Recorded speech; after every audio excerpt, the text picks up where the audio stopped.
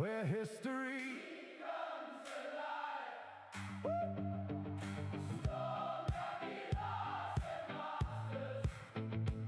where champions always rise. Another name will join them all, another legend standing tall. Storm, Lucky, Larson, Masters. Who's the next To win. the crown? Sean Rash, Jesper Svensson, hey, AJ Johnson, Matthias Ankerdal, Carsten Hansen, Kyle Troop, Jason Belmont. Who's next?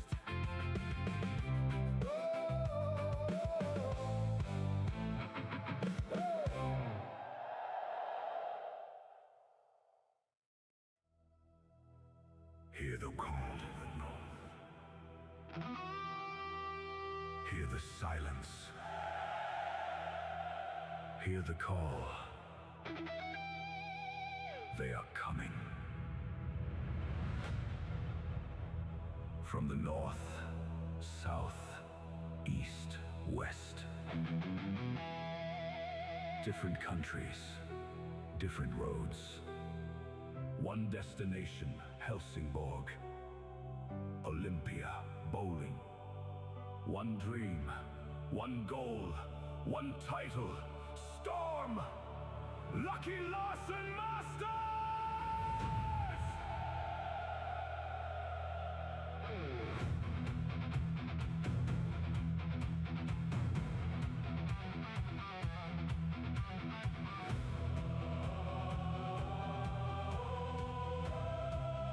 Under northern skies we stand. Champions gather from every land. Every journey, every mile has brought them here for one more trial. Every heartbeat, every frame, every player, every name. Tonight, the story starts again. Hear the call of the north, where champions rise. Under Scandinavian skies. Hear the call of the north, where legends are born and history lives forevermore. Storm, Lucky, Larson, Masters. Hear the call of the north. Storm, Lucky, Larson, Masters. This is more than competition. This is tradition. This is family. Another name will enter the Hall of Champions. The lanes remember. The crowd remembers. Champions leave, but their names remain forever. From Australia, Jason Belmonte. Power, personality, passion. From the United States, Kyle Troop! Kyle Troop! From Denmark, Carsten Hansen. Year after year, frame after frame, another champion earns his name. The trophy changes hands, but the legend remains. Hall of Champions, hear their names. Then the world stopped.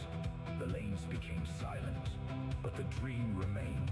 When the lights returned, so did the champions. From Denmark, Matthias Ankerdal. From the United States, AJ Johnson. Sweden waited, Sweden believed. Jesper Svensson stepped forward. Another American champion, Sean Rash!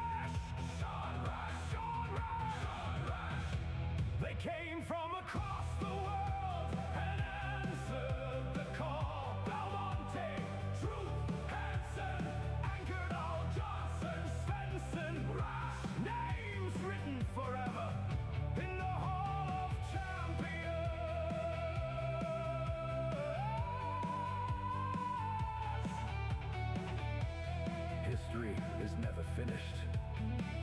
new chapter begins. The best return. New challengers arrive. Somewhere in this field is the next Hall of Champions name. Every year the dream is new. You can practice, you can prepare. But beneath these lights, there is nowhere left to hide. Every spare, every strike, every frame can change it all. Someone answers the call. Hear the call of the North, where champions rise under Scandinavian skies. Hear the call of the North, where legends are born from every country, from every shore. Storm, Lucky, Larson, Masters. Hear the call of the North. The journey gets harder. The field gets smaller. Sunday, August 30th. The final steps begin. 9 o'clock. Final step. 1. 4 o'clock. Final step. 2. 12 o'clock. Final step. 3. 4 o'clock. Final step. 4. 5:30. One night away from destiny. Monday, August 31st. 7 o'clock. The semifinals. The lights burn brighter. The crowd gets louder. Finally, there are only two. One match, one trophy, one champion. Who will rise? Who will answer?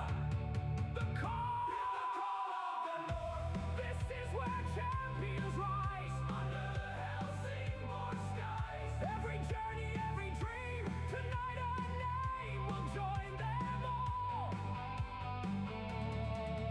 Belmonte, Troop, Hansen, Angerdahl, Johnson, Svensson, Rash, and next, who will it be? Who will it be? Who will it be? Who will it be? One player will leave Olympia Bowling carrying the trophy. A place among the legends. A place among the champions. A place in history. Hear the call. When the lights finally fade and the final ball has rolled, another story will be written, another story will be told. The champions and memories, every single name. Hear the call of the North from every corner of the world. For the players, for the fans.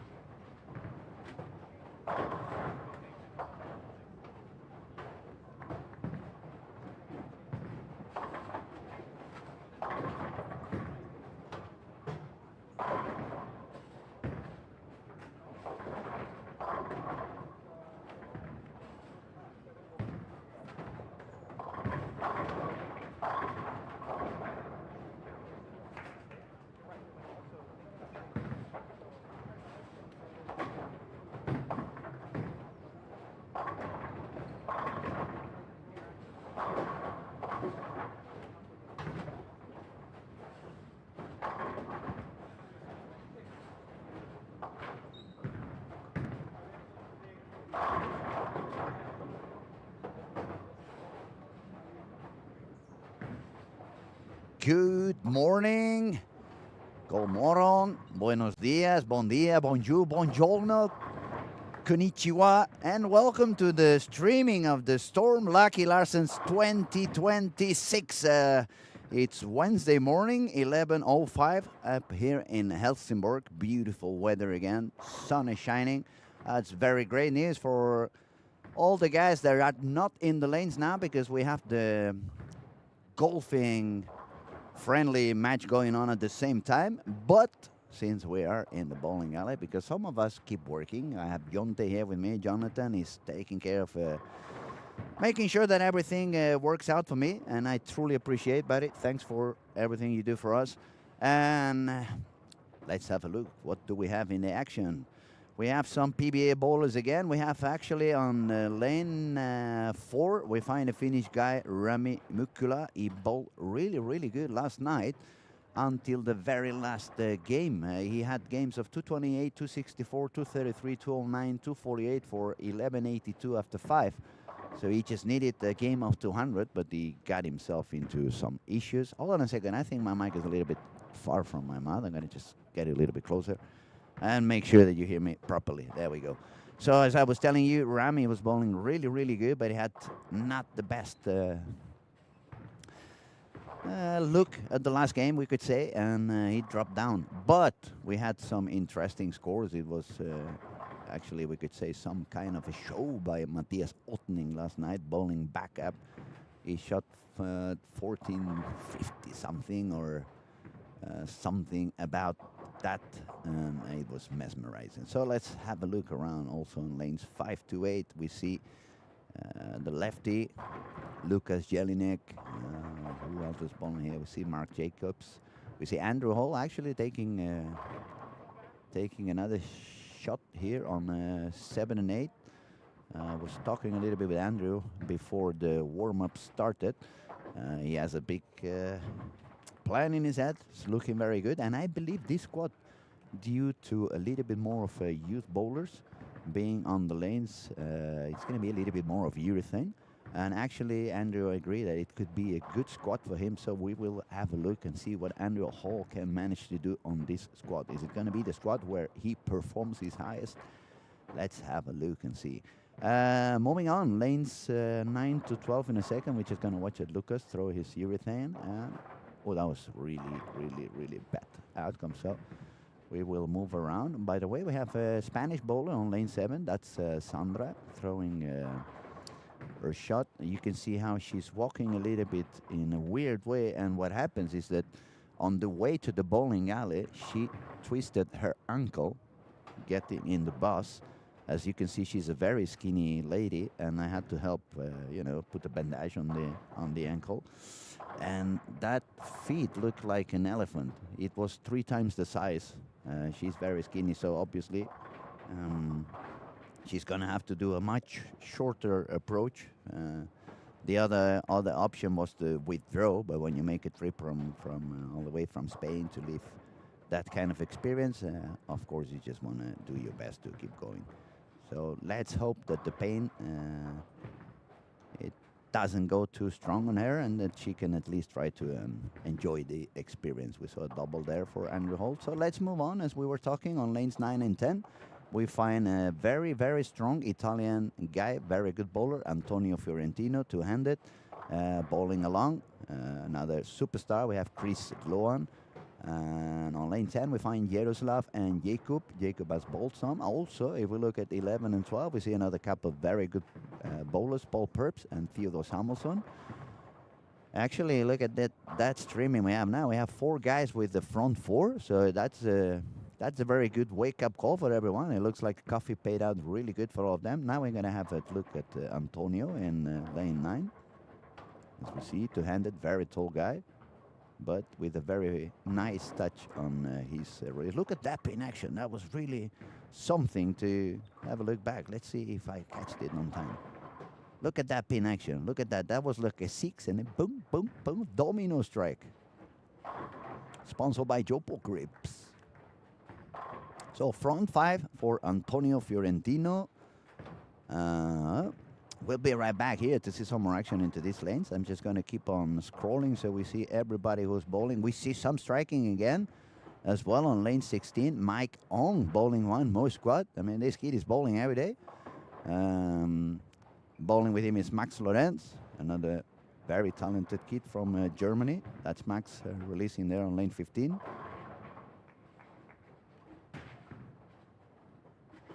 Lane 14, we see Chase Nader. And bowling along with them on 13 is Robert Lin and DJ Rock. Have a look at Chase. Ooh, that's not something you see very often. A solid 9 with 78 hard urethane ball, but it can happen. KG Lim also taking a shot on lane 16 with the IQ 78. We're going to have a look at what kind of shot is Mike Ong doing today. Usually on fresh, he's been bowling urethane quite straight. And very similar to what he was doing. And it's looking very nice. 6. That makes it 6 in a row for him. Let's move around, see who else we have at the end of... at the right side of the bowling alley. We find Tommaso Radi. That's another Italian guy. Pretty good as well. We find Matthias Otning also. I could see on the warm-up he's going to bowl back up again. We find Tobias Bording, another very talented bowler. And the local guy, Carl Walgren. That was a big hole there for Matthias on the left side. And on lanes 19 and 20, finally we find Tobias Durrell, Felicia Johnson, Clara Rissler, and Eric Frankie. So let's go back. Mike on front 6, triple for Chase, triple for TJ Rock, an open frame, but triple for KG Lean. Some striking going on as well on lanes 3 and 4. Simone started with front 5, Rami front 5, Antonio Fiorentino front 5. Looks like it's good for them when they don't bowl so early in the morning. You give them a couple of extra hours in bed, and look at how they started bowling today.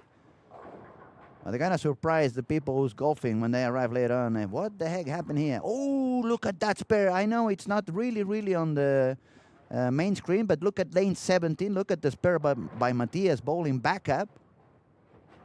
Ah, that was cool. Beautiful. And that kid is always giving some show, man. And good catch for me, eh? That was a good catch on the eye, good catch on the buttons. Victor, I don't need you anymore. You can stay home today. Just joking with our other buddy and technician helping a lot, Victor Baque, obviously. He's doing a lot of things. At the same time, he has school and work, and so we thank the guy for helping a lot. Now, let's have a look again. Mike Hong has front 6. Max Lorenz has 4 in a row. Taking a shot on his lane 16, around 12 to 6. And that's a beautiful shot there for Max Lorenz.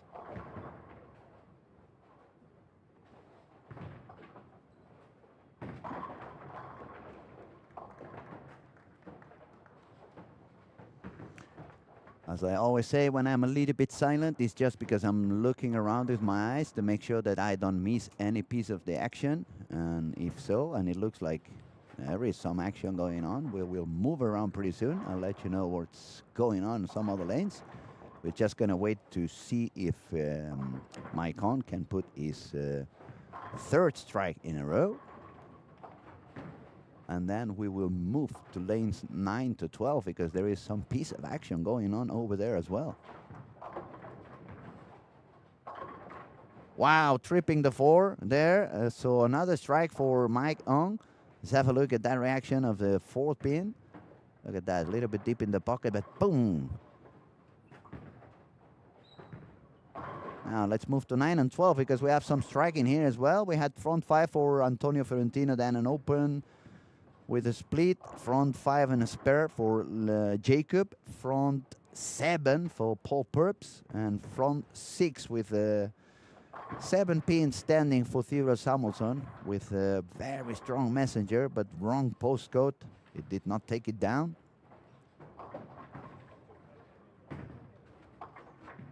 And if you think that's all, You may be wrong. I'm going to take you to the left side of the bowling alley. We can see also Rami Mukula front 6. Simon front 5 and a spare.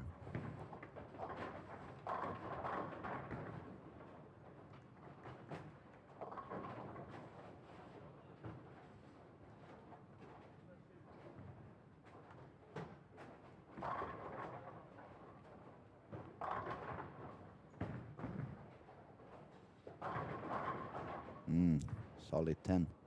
It was a nice shot though.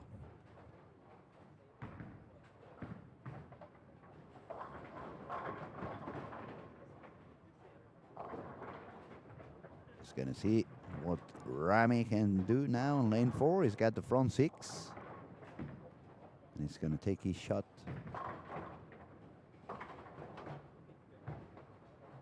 Wow, he's a lot further to the right. That was very, very strong. Not his best shot, definitely. And not an easy spare either. Oh, let's move a little bit more, see how Andrew is doing over here. Spare double 7 and a couple of 9s. That's going to be an easy spare for him. Yes, it is. Let's move along to 9 to 12. Front 7 for Paul Purps. And front 5 and a spur for Jacob.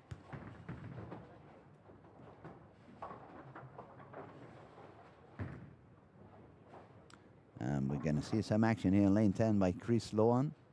Double, 2 spares, and 3. Looking to put his 4th strike in a row. It felt like the ball actually moved a little bit on his hands. Let's see if we can see that on the replay. That was a little bit late.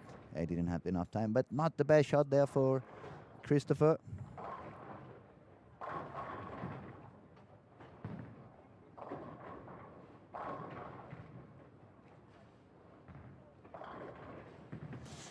And we have a front 8 for Paul Purps, and we also have front 8 for Mike Ong. It's going to be a busy moment in the morning. I'm going to have to be quick on trying to switch lanes if we want to see every piece of the action.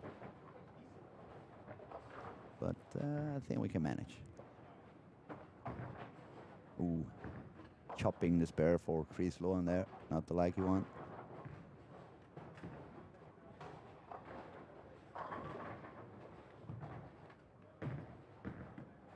Sergio Lucas taking the spare there on lane 11. Also a bowler from Barcelona. First experience as in such big event. It's going to be fun for them.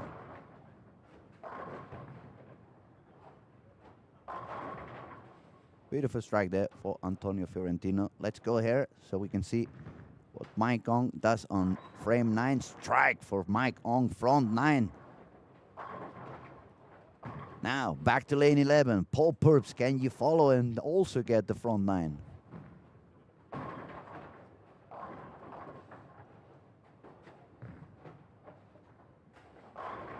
Ooh, gotcha. And we have the first pizza delivery in the morning. Look at that one. Fly me to the moon. Beautiful strike, front 9 there for Paul Purps. So now we have 2 bowlers with the front 9 entering the 10th. That's going to be a very, very fun morning so far. Okay, a very quick look around by me. I'll let you know. Dennis Linhart on 1 and 2 with a triple and a double. Simon front 5 on lane 3. Rami Mukula front 6, but then an open frame on lane 4. Who else? Obviously, on the lanes we are looking now. Antonio Fiorentino doing good. Sloan doing good. Jaroslav doing good. Jacob doing good. Paul obviously doing good. Theodore also doing very good. And I'm going to look at the right side as well. Good morning over there, Sylvia. Hope you have a wonderful day. We are so happy to have some people joining us in. Hope the coffee is paying out for everybody and you have a lot of fun because the action is looking very, very interesting today. So 17 to 20, as I was saying, we have Tommaso, as I said before, a great bowler from Italy with a triple and a 4 in a row. And I think we can stick into the action on lanes 13 to 16 and 9 to 12, as we have these two bowlers with front 9 and quite many strikes for everyone else around them. So let's have a look here. Antonio Fiorentino, Italian guy. All right, he wasn't that happy. Actually, it looked like the ball read slightly sooner than what he was expecting, but a wonderful strike for him.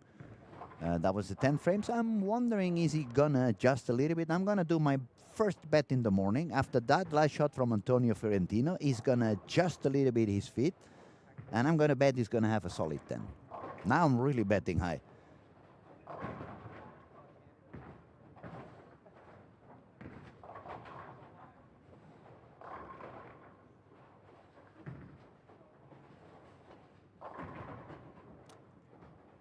So now I'm going to have to be quick with the buttons, because we have Paul Purps going through the 10th, and we have Mike Ong about to take the 10th.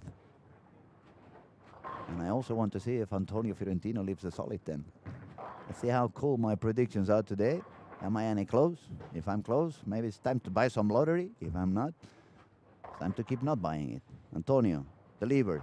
Oh, that was a very late 10. Pretty close, eh? Okay, Mike Ong, 7 pin. So it's front 9 for Mike Ong. No chance for 300 on him anymore, but a good way to start the morning with a 279. Now, Paul Porps, lane 12, walks, swings, delivers. The ball goes down there, and it fucking gets it. Come on, one more, 10 in a row from Paul Porps. Let's see how we get the morning started. How cool is that?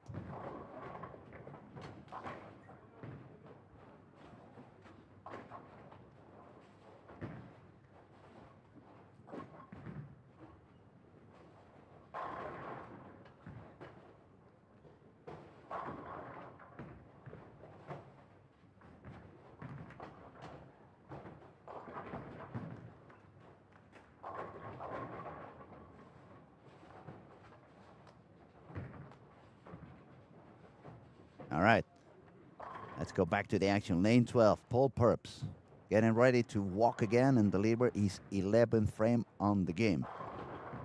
Starts working, and he swings again. He delivers, the ball goes down there. Hook, hook, hook. It never hooked. It was a little bit out. And beautiful game anyway for him. It's going to be a 288. And that's a beautiful way to start the morning. Look at that. I mean, Antonino Fiorentino. Sorry, I've been calling him Antonio. I actually call him Antonio every time I see him, so I'm thinking he's pretty used to that. But I'm going to say Mr. Fiorentino after this game. 266, and he's not going to be leading the squad. He's actually going to be sitting on third position, unless my eyes. It could actually be fourth place on this beginning of the day. Jacob, actually, he could be actually fifth, unless I'm wrong. What the hell is that? How many strikes are we happening here? I'm looking around. I see a couple of lanes with a frame left, so that means we're gonna have to wait 2 or 3 minutes before we can update the scores for everybody. But I can tell you, this morning started just like yesterday, with a very, very high scoring pace and a lot of strikes for many, many of those incredibly talented bowlers we have here in the 2026 Storm Lucky Larson Masters.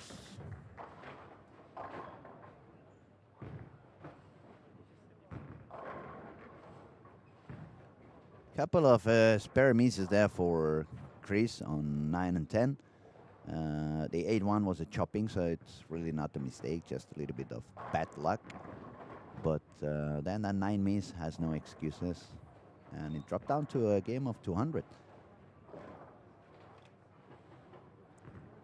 So I'll let you know a little bit what I see on the big screen. 233 for Oskar Brostrom, 213 for David Moika, 266 for Antonino, 238 for Yaroslav, 288 for Paul Purps, 278 for Jacob. On his way for a 257, Theodore Samuelson. Look at Theodore is going to shot 257 and be top 6, top 7. Wow. Who else? 276, Mike Ong. 244, Max Lorenz. 226 for TJ Rock. 227 for Chase Nader. 216, Matthias Ottning. 247, Tommaso Radi. 206, Tobias Bording. I mean, anywhere I look, any lane I look, there is a Super Bowl lane here and there, and that's one of the beauties of this Lucky Larson event. It's always filled with so much talent. It's always fun to have a look at any lane. Pure talent, and pure talent.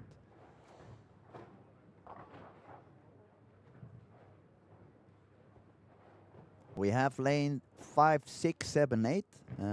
They are the only ones who are a little bit late, so we're going to move there so at least you see some bowling going on.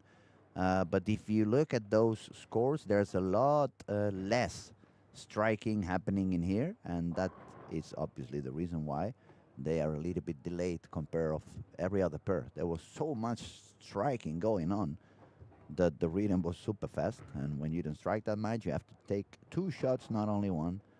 And actually, for the amount of shots they have taken compared to some of the other pairs, it's not that delayed, just a frame. Buenos dias, Luis. Good morning. Welcome to the chat. Welcome to the channel.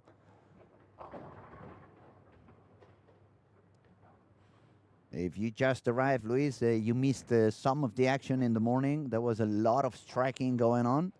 But stay close. Quédate cerca porque hoy están tirando muchos palos. Today they are really scoring high. And we have a bunch of incredibly talented bowlers all around.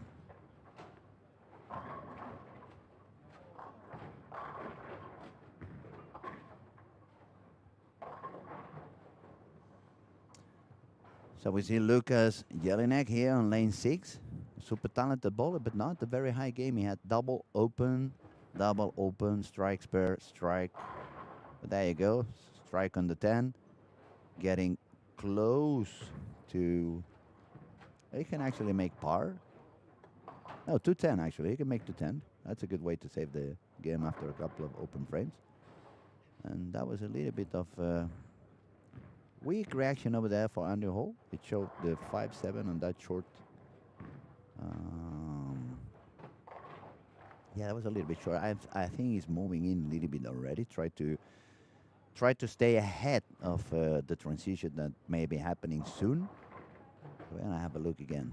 Maybe he missed the inside and the ball just grabbed a little bit too much oil, and that was the reason why it didn't hook back any stronger than it did. Nice shot there for Lucas Jelinek. Now lane 7, Andrew Hall. That looks better. Yeah, that looked better, and that was a little bit of earlier reaction, considering the previous one went way too long. But that early reaction, when the breakpoint is not far outside enough, doesn't give you enough entry angle, and that's why the 10-pin was there standing. It was a very lazy 6-pin action, and that explains that 10-pin. So it's going to be a game of 204 for Andrew Hall, and a game of 209 for Lucas Jelinek. Okay, we have only lane 5 and 6 to end their first game. Petra and Jake, they're taking the last shots on the game, which means that in about a minute, we're going to be able to, minute and a half, we're going to be able to refresh the scoring and give you a proper update of what are the standings for these squad number 14 here in the Storm Lucky Larson Masters 2026. Wednesday morning, we have one more squad at 3 o'clock. And then tonight we have a very, very, very special event going on. We have a friendly match between Team Iceman. That's going to be Jasper Benson as captain of the group. It's going to be international bowlers, a bunch of superstars from all around the world joining on that team. And they're going to play a friendly match against Team EJ Tackett, which is going to be obviously commanded by EJ, and is going to be filled up with American PBA professional bowlers. People is already moving on. I see a couple of lanes already started the next game, but we still have one shot here to go for Petra, and after that strike for Jake Peters, he's gonna also have to throw one more.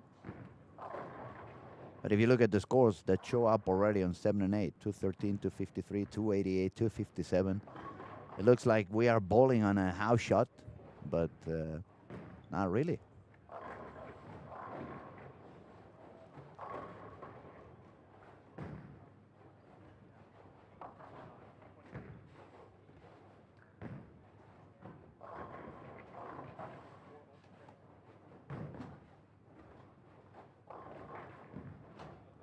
Oh, that was far to the right. That was a bit far to the right there for Jake Peters, so it didn't really catch up much after the double. 183 for him.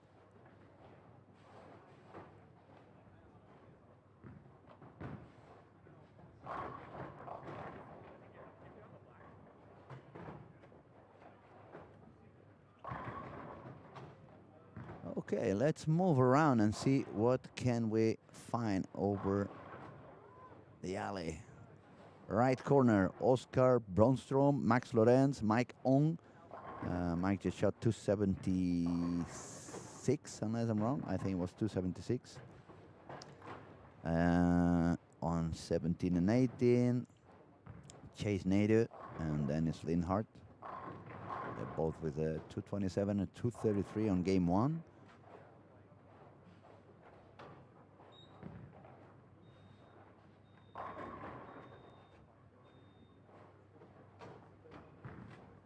Moving to 15, 16, and 13 and 14. That was Sergio from Barcelona taking a good spare shot over there. And Felicien, Tobias, and Vincent are bowling along with him. And lanes 13 and 14, we find Jaroslav, Jacob, who just shot 279 or 278.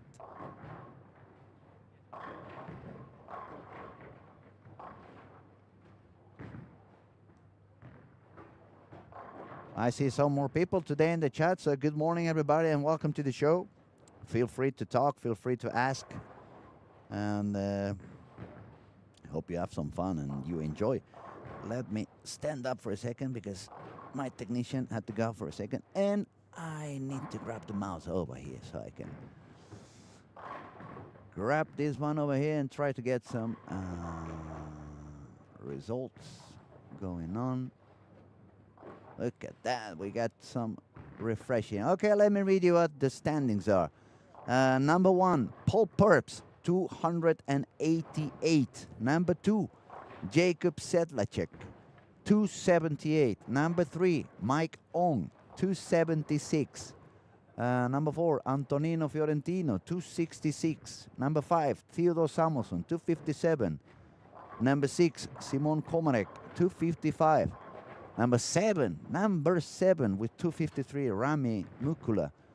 Number 8, Tomas Soradi, 247. Max Lorenz, 244, is sitting on 10th. That makes it, let me see how many bowlers we have on. We have 21 bowlers above 200. And that's quite a start. I think people is on fire this morning. They are really striking a lot. Yesterday, game one on squad one was the same. It was crazy striking going on, but then game two was a little bit of a drop down. It felt like a little bit of an early transition. Was a bit more of everything going on this morning as well compared to yesterday's second squad. So it's going to be interesting to see how it actually moves and how the lane shapes after a couple of games. Now moving around again, so we see who is bowling everywhere. Lanes 1 to 4, we find Matthias Ottning and Tobias Birding, Lucas Jelinek and Jake Peters. 3 and 4, Clara Rösler, Eric Franke, Mark Jacobs, and Sandra Barangue. That was a nice shot there for Lucas and a wonderful pin action. That's really, really, really strong pin action. Look at how the pins fly absolutely everywhere. It felt like there was 20 pins in there. Impressive. And there you have the current top 5 after one game. Don't be surprised to see such high scoring. And I'll say it again. This is not actually a house pattern or a house shot. It's just the bowlers are really, really good. Now moving along, 5 to 8, we find Uwe Holtz, Robin Persson, Antonino Fiorentino, Christopher Sloan, David Moike, Rami Mukula, Paul Purps, and Theodore Samuelsson. Paul just shot 288. It was pretty close to his shooting 300. Just a little bit short to the pocket on frame 11. Moving on 9 to 11, we find Pabla, Petra, Robert Lin, and TJ Rock. Front three here on lane 11 for William Classborn. Andrew Hall bowling along. And on 12 we find KG Lim with a triple and a 9. 9 miss actually, just showed up. And Peter Bordings bowling with them. I'm always moving a little bit along, so if you find some bowler that you really want to follow, you can know exactly on what pair they are and how did they move. So 13 to 16, we find Jaroslav, Jacob, Thomas Soradi, Carl Walgren, Vincent Wildon, Sergio Lucas, Tobias Durl, and Felicia Johnson. As I anticipated, it's a little bit less of a striking streaks at game 2, but that makes all the sense in the world. You strike more on the lane that you have been able to warm up in. You only know a little bit better, but you can actually have created some area, either hold on the inside or more friction on the outside of your target. And then when you move after one game, you just have to quickly try to adapt and see what the other bowlers did on that pair and how that affects you. So let's see to which lane should we move. I mean, there's a lot of good bowlers here and there, so I'm not sure which pair would make you guys happier. So I guess we're going to move along now and then. We're going to stay for a little while here with Mike Ong. Lanes 19 and 20. Nice. Nice shot there for Mike. Mike Ong has bowled already 1, 2, 3, 4, 5 squats, with the last two being his highest with 1364 and 1371. But he's obviously trying to increase what he already has. And it's not bad start for him, so he has a fair chance.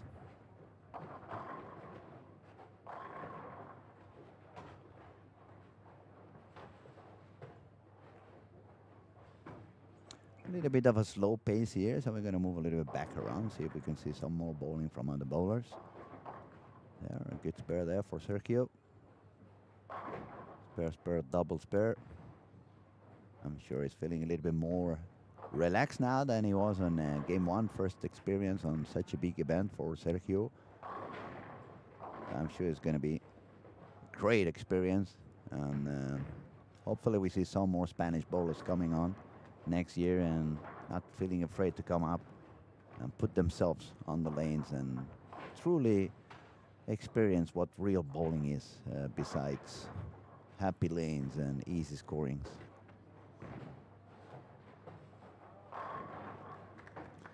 Now, lane 14, we're going to see Tommaso Radi. He's an Italian bowler.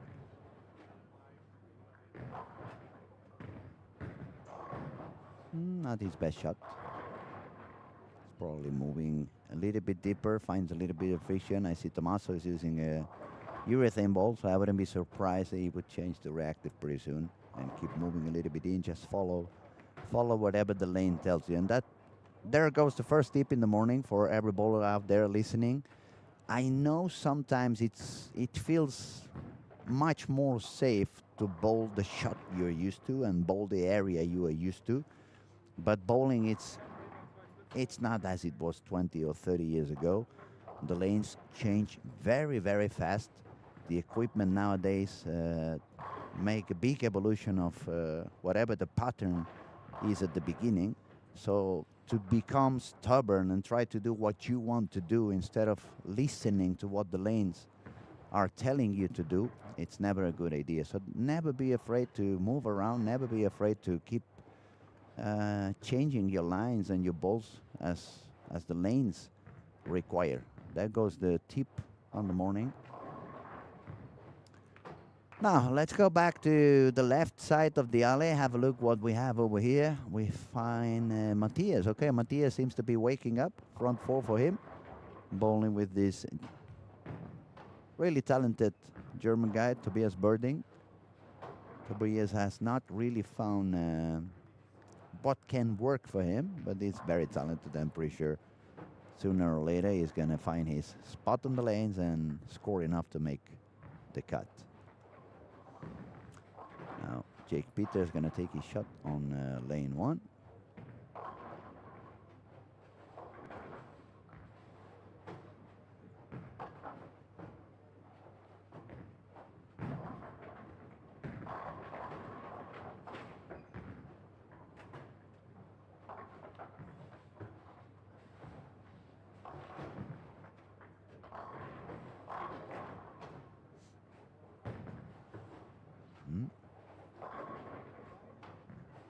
She's going to wait to see if Jake can take that spare. Then we're going to see one shot on Matthias Ottning to find out, is he bowling on the right side of the lane? Is he bowling back up like he did yesterday? When we spoke before the squad, he had a very clear idea on try to do the same thing he did yesterday. From my older person and more of a coach than a bowler experience point of view, I reminded him to probably use game 5 and 6 unless he's really scoring higher than he did yesterday. Probably try something different than what he did yesterday for the whole squad to gather more information. Try to use some of the reactive balls, move deeper in the lane than you did yesterday, even if it's just to gather information. So there goes Matthias on lane 1. Yeah, keep going back up. I was a little bit out on the spot, but very talented kid. Let's move around again onto 5 to 8 with Antonino taking his shot on lane 6. Nice strike there for Antonino.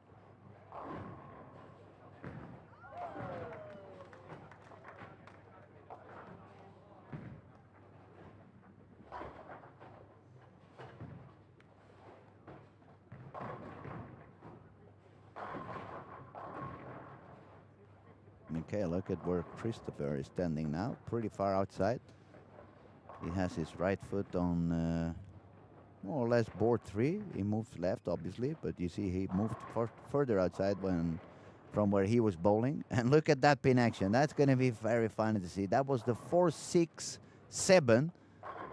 Look at the ball going so deep, 4-6-7. Somebody trips the 6, the 7 falls by itself, and the 6 takes the 4. That's a very, very lucky strike. That's the Lucky Larson strike of the day for Chris Lohan there. That was nice to catch it so we could see that replay by Jopo. That was quite a strike.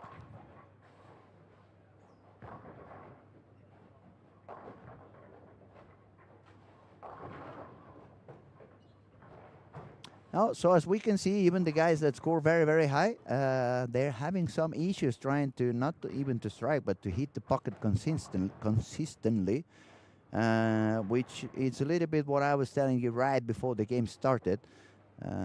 It made sense that you need to adapt to whatever the other bowlers did on their pairs, and that's the main reason why you don't want to keep doing whatever you're doing just because you like it or just because it's your comfy.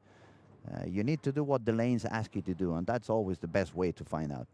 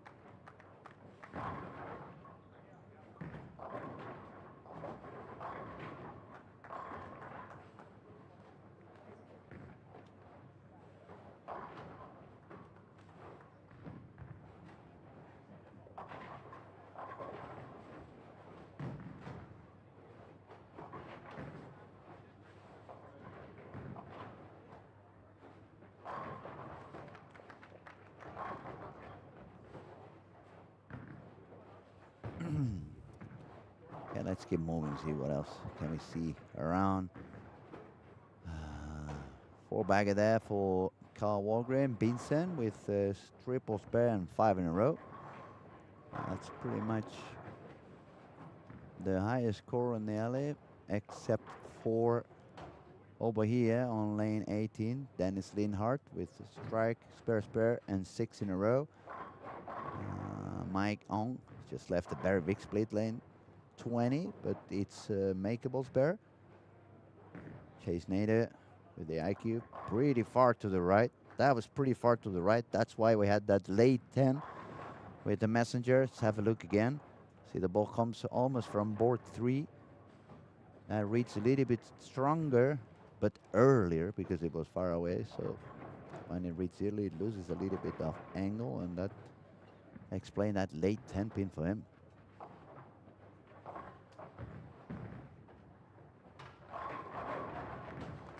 We saw that shot on Max Lorenz on lane 19. He missed inside, the ball held in the oil long, but he managed to strike in a very short pocket. Now Chase looking to double on the 10th frame.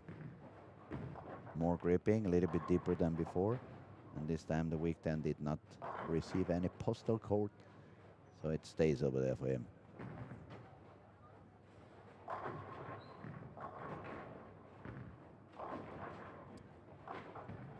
Now, in order of what we were talking about a couple of minutes ago, not doing what you want to do, but what the lanes want you to do, and that's the proof of these bowlers we have here are so talented. Look at, for example, Antonino.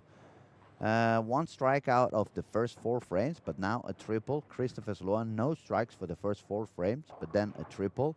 Paul Purps, no strikes and 2 open frames for the first 4, but then it's a 4-bagger. And that's a little bit what I was telling you. You don't do what you want to do. You just simply follow what the lane tells you to do. And these bowlers are so good that even if they start a little bit slow, we see here for Vincent 9-9-9, then 6 in a row. So it's something that we see in many bowlers, and that's actually how we do it. We change lanes, we figure out whatever there is, and then we start striking.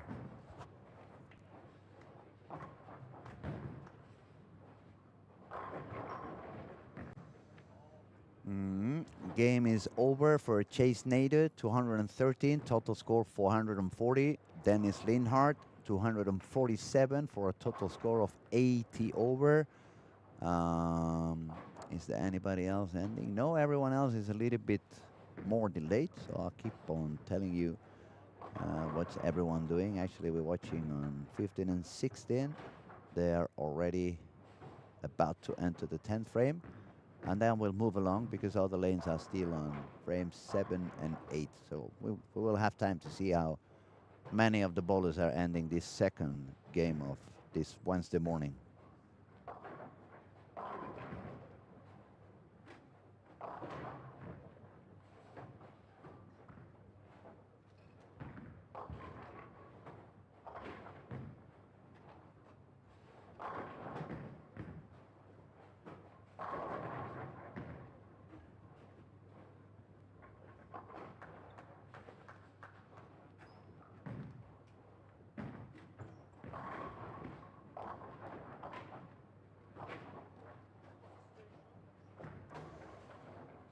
Let's see what Vincent manages to do here. Can he strike out for a 268 and a big improvement of his score from game 1?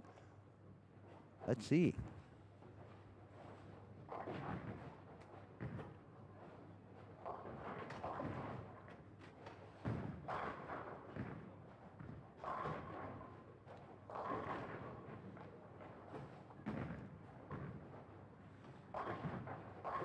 Okay, tripping the 4. That's a beautiful way to get into the 10th frame.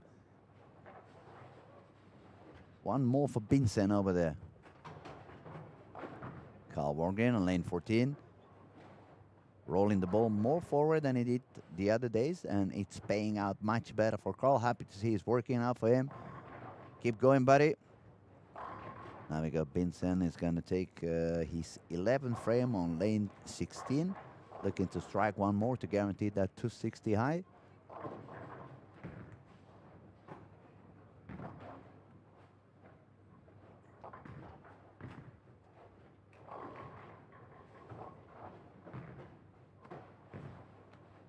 Let's see. That was even higher than the last one in the middle of the nose. But 256 for him. Nice recover from game one. Let's move to the right corner to see how it was. As I said before, Chase Nader 40 over. Dennis Linhart 80 over. Oscar striking out. Nice way to clean up the game IDM for Oscar. That's 213 and a total of 46 over, 55 over for Max Lorenz there on lane 19.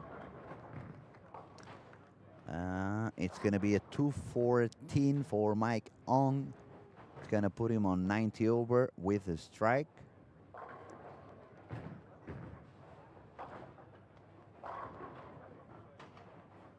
And if we move a little bit more, let's see who else is about to end their games. Can for a moment go back here so we can see how Carl and Tommaso are finishing. Tommaso, remember, he was struggling a little bit, urethane. I'm wondering, did he change already to reactive, or did he just move deeper and start spinning it a little bit more? We will see in a few seconds when he takes his last shot here in lane 13. Yeah, it's already deeper. And it's not a purple one, now it's a black one. But it's a little bit deeper than it was before. All right, nice ending for him, 231. Total score of 78 over par. Another strike there for Jaroslav as well, 219, total score of 57 over. So the scores have slowed down a little bit. Obviously, they had to. Game one was unbelievably high with 10 bowlers with more than 240. But still quite a lot of striking going on here and there. Let's move out to the left. We can see Antonino Fiorentino with 1, 2, 3, 4, 5, 6 in a row. After some sparing, they beat Moika also striking out. And we see still some very high scores over here. Paul Purps, very late stripping 6. A double for him. He's gonna move all the way to 100 over. 102 with one more strike. Antonino. Apparently he did not strike. This score says a 9, but I don't see any pin there standing, so I don't know if the machine took it down. It looks like the machine took it down because I can see the barrier going down on lane 5. Yeah. So it was a 9 there for Antonino. He's going to do a 230 something. He also is going to sit up there with 100 over.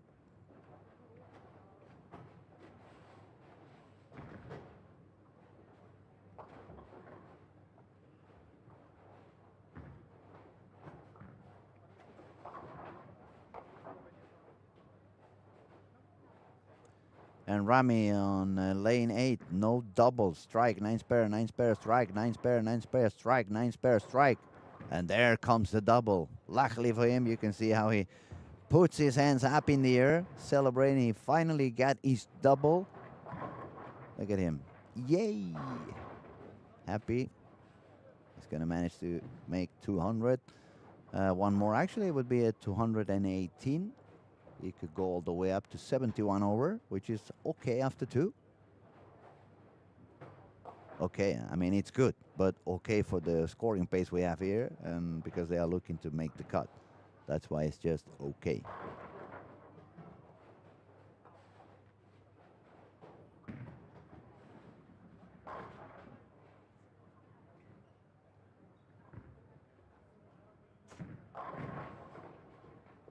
Oh, look at that. The very late 7 there for Rami on lane 8. What a double. Look at how late that pin goes down. Unbelievable.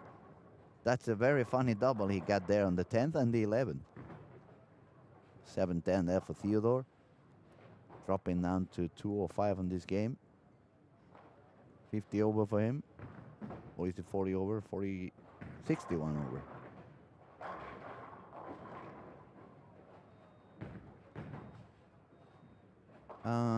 Let me see around. We still have a little bit of a delay on lane 9 and 10. They're ending their 9th frame, so it's going to be a couple of minutes until they are done. And once they are, we can really have a look at what are the standings on this squad number 14 here in the Storm Lucky Larsen.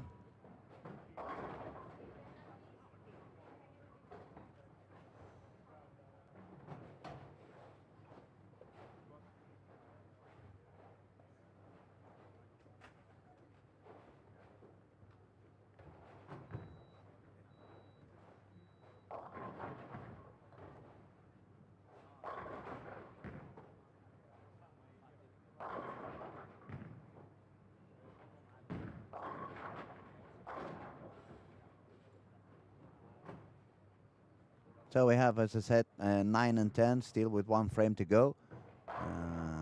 We will wait for them to finish and see if we can give you a proper update after game 2 here in Olympia Bowling Alley.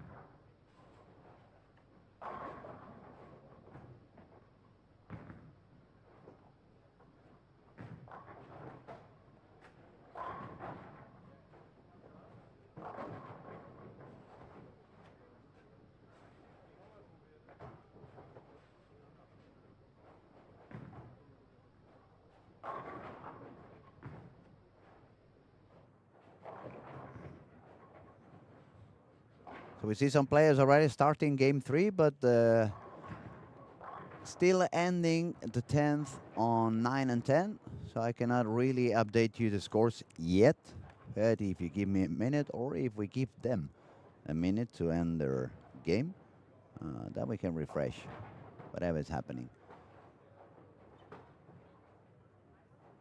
So we have 7 and 8, KG Lim, Peter Bording, Clara Ressler, and Eric Frankie.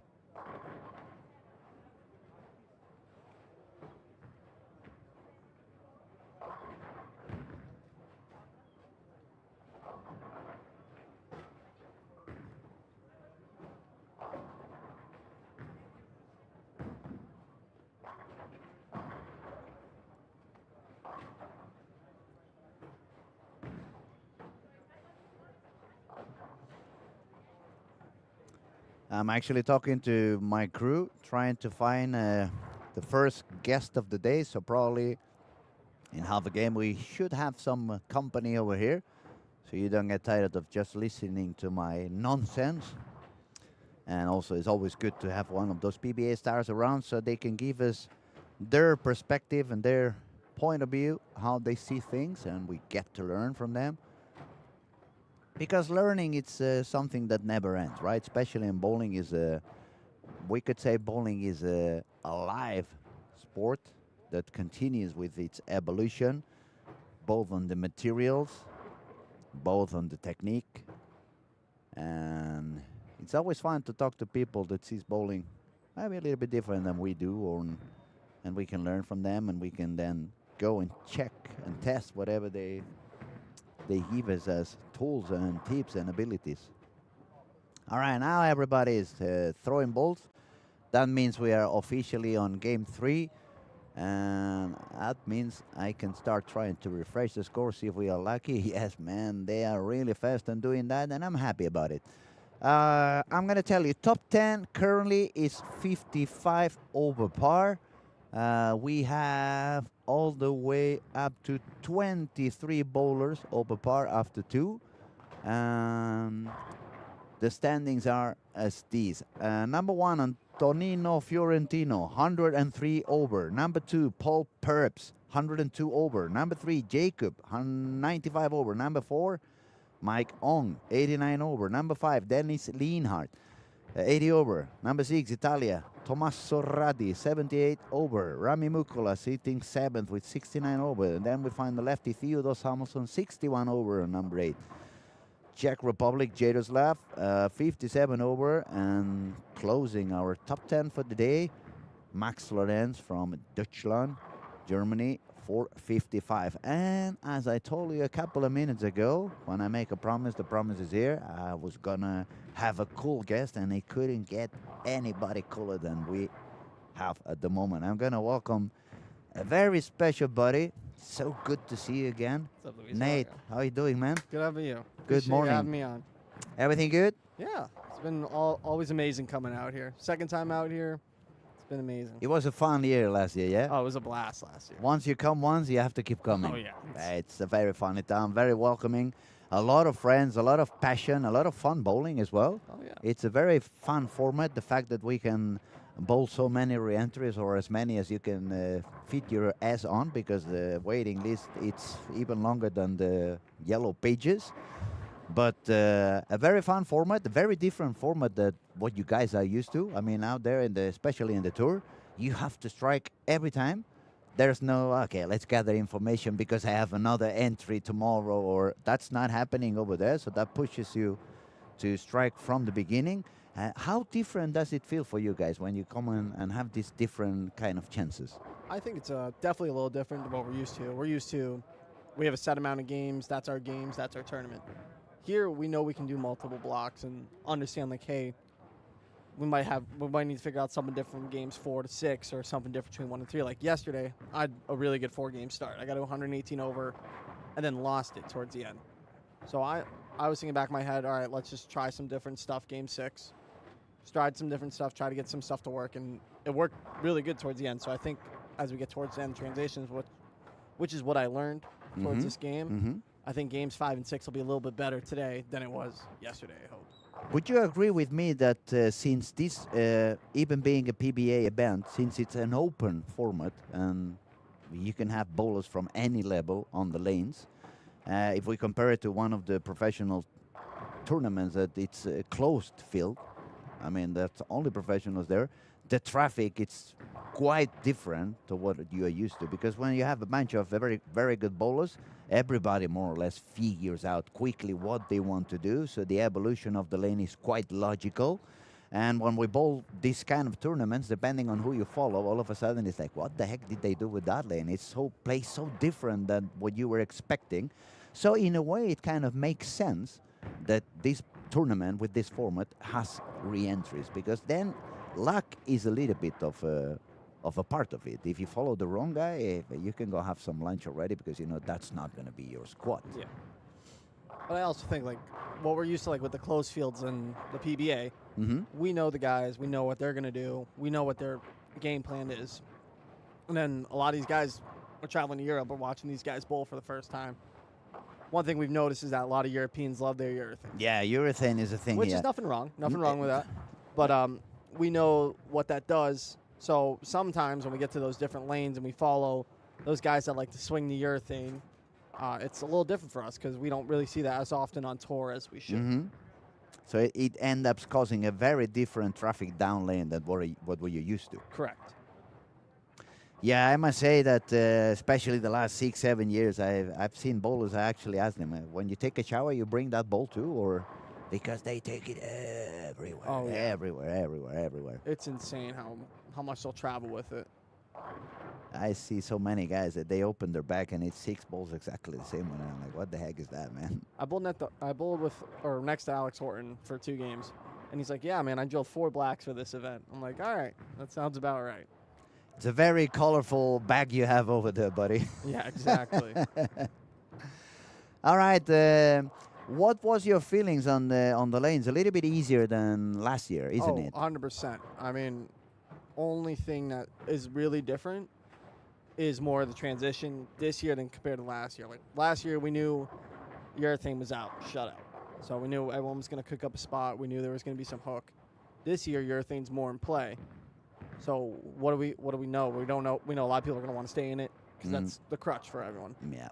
So it's a little different this year going pair to pair. We have to watch it a little more indicely than last year specifically. Actually, let me tell you, we have been having a few guests as we usually do up here in the booth, and we have been, or I have been, asking them to make a prediction on what number they believe it's going to be the cut. So since you are our guest in the morning, it's time to ask you, what do you think it's going to be the number? I want to say 1374. 1374. That's All right. my prediction. I don't think it's going to be over 180. And I think if you shoot 1400, you don't have to worry about anything. All right. Yes, 1400. Actually, the way it looks now, the only thing that would require you to go a little bit higher than 1400 is to secure yourself a step directly, a second step on the final. Correct. Because I was looking at top 10 today. They came out that list halfway through. And it was only 1422 for 10th. Mm-hmm. So, yes, now the PBA guys are coming overseas. They're starting to get some reps in.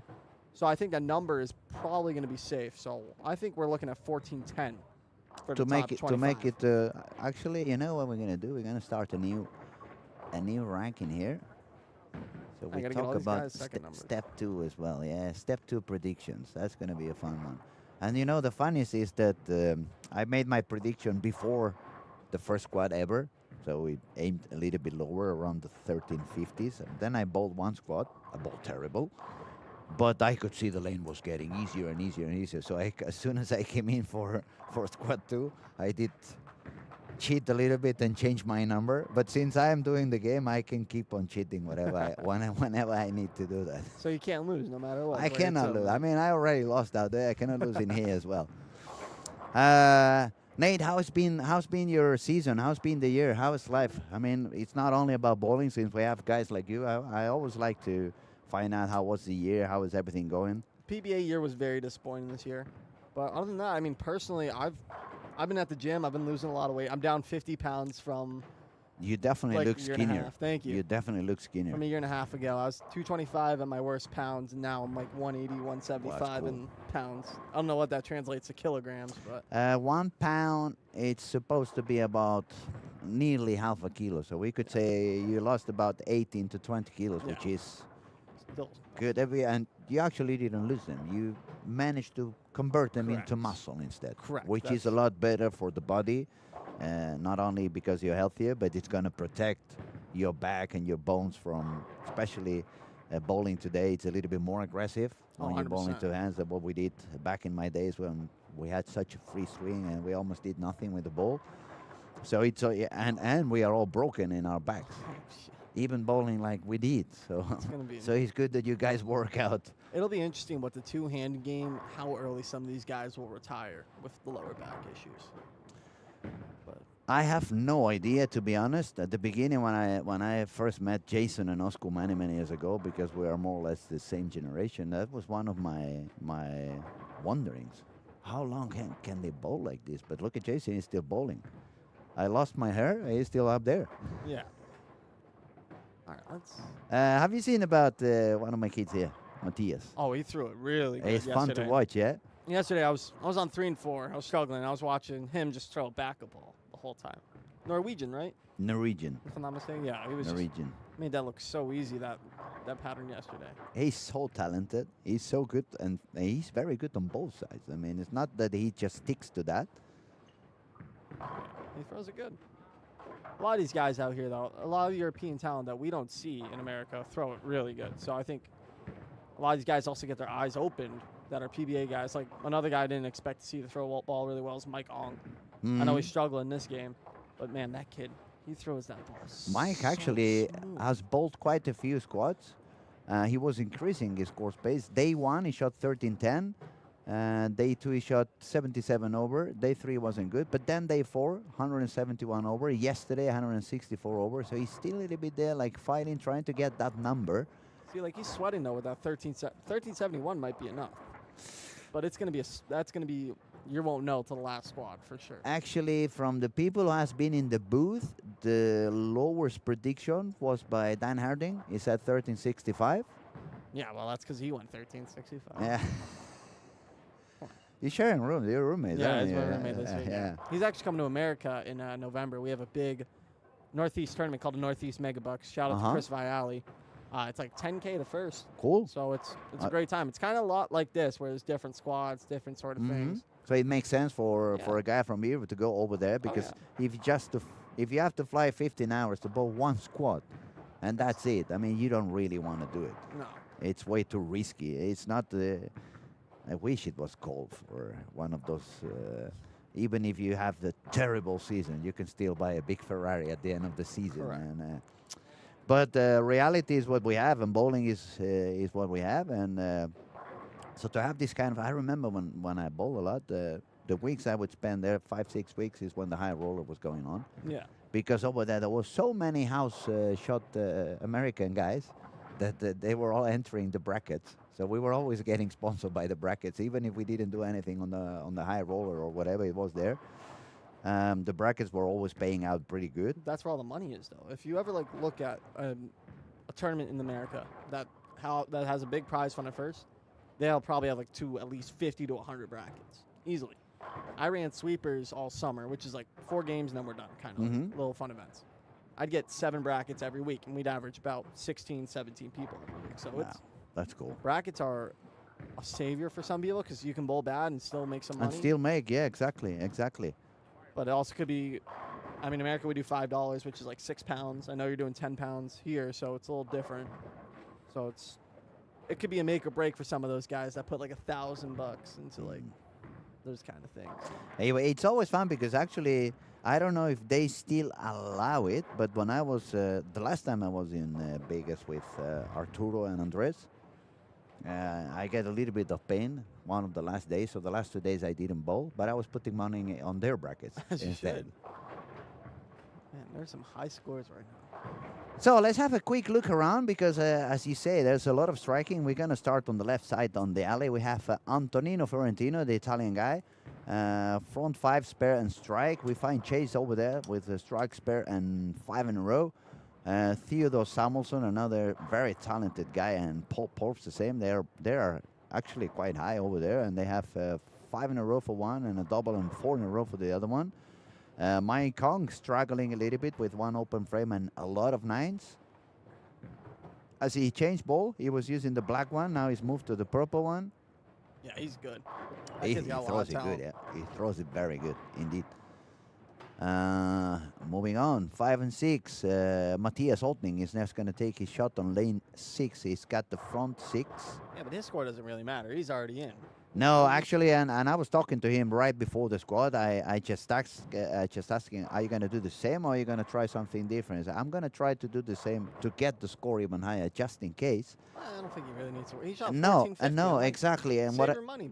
Maybe bowl like a Friday squad, keep yourself loose. But actually, what I said to him is be smart and make sure that games probably 4, 5, 6, you try something different than you did yesterday because you're going to encounter more traffic on the left side than you did yesterday on the final for sure.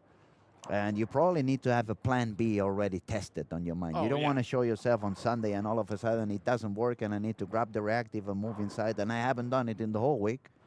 So I have to take a wild guess if at least you have tried something before, you tested a couple of reactive balls because he's one of those kids that is young. He's very good at urethane.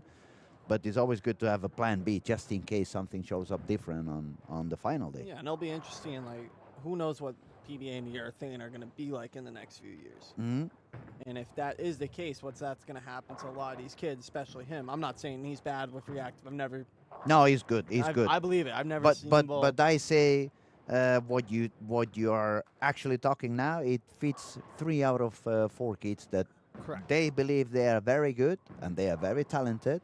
But if they stick only to that kind of bowling, if the rules change again, they'll be in trouble. Which I wouldn't be surprised if the rules do change again. I mean, neither. Me neither. But who knows? Bowling's always changing. I mean, we have that new regional system in place, which now brings in the question, what about the international guys? How are the international guys going to get some love and get into these national tournaments where it's kind of harder for them to come to America to bowl 2 events and then leave to come back home Yeah. kind of thing. So it'll be interesting how this works out. Maybe they'll add a new international sort of program. Like we have PBA Sweden. Yeah. We have PBA France.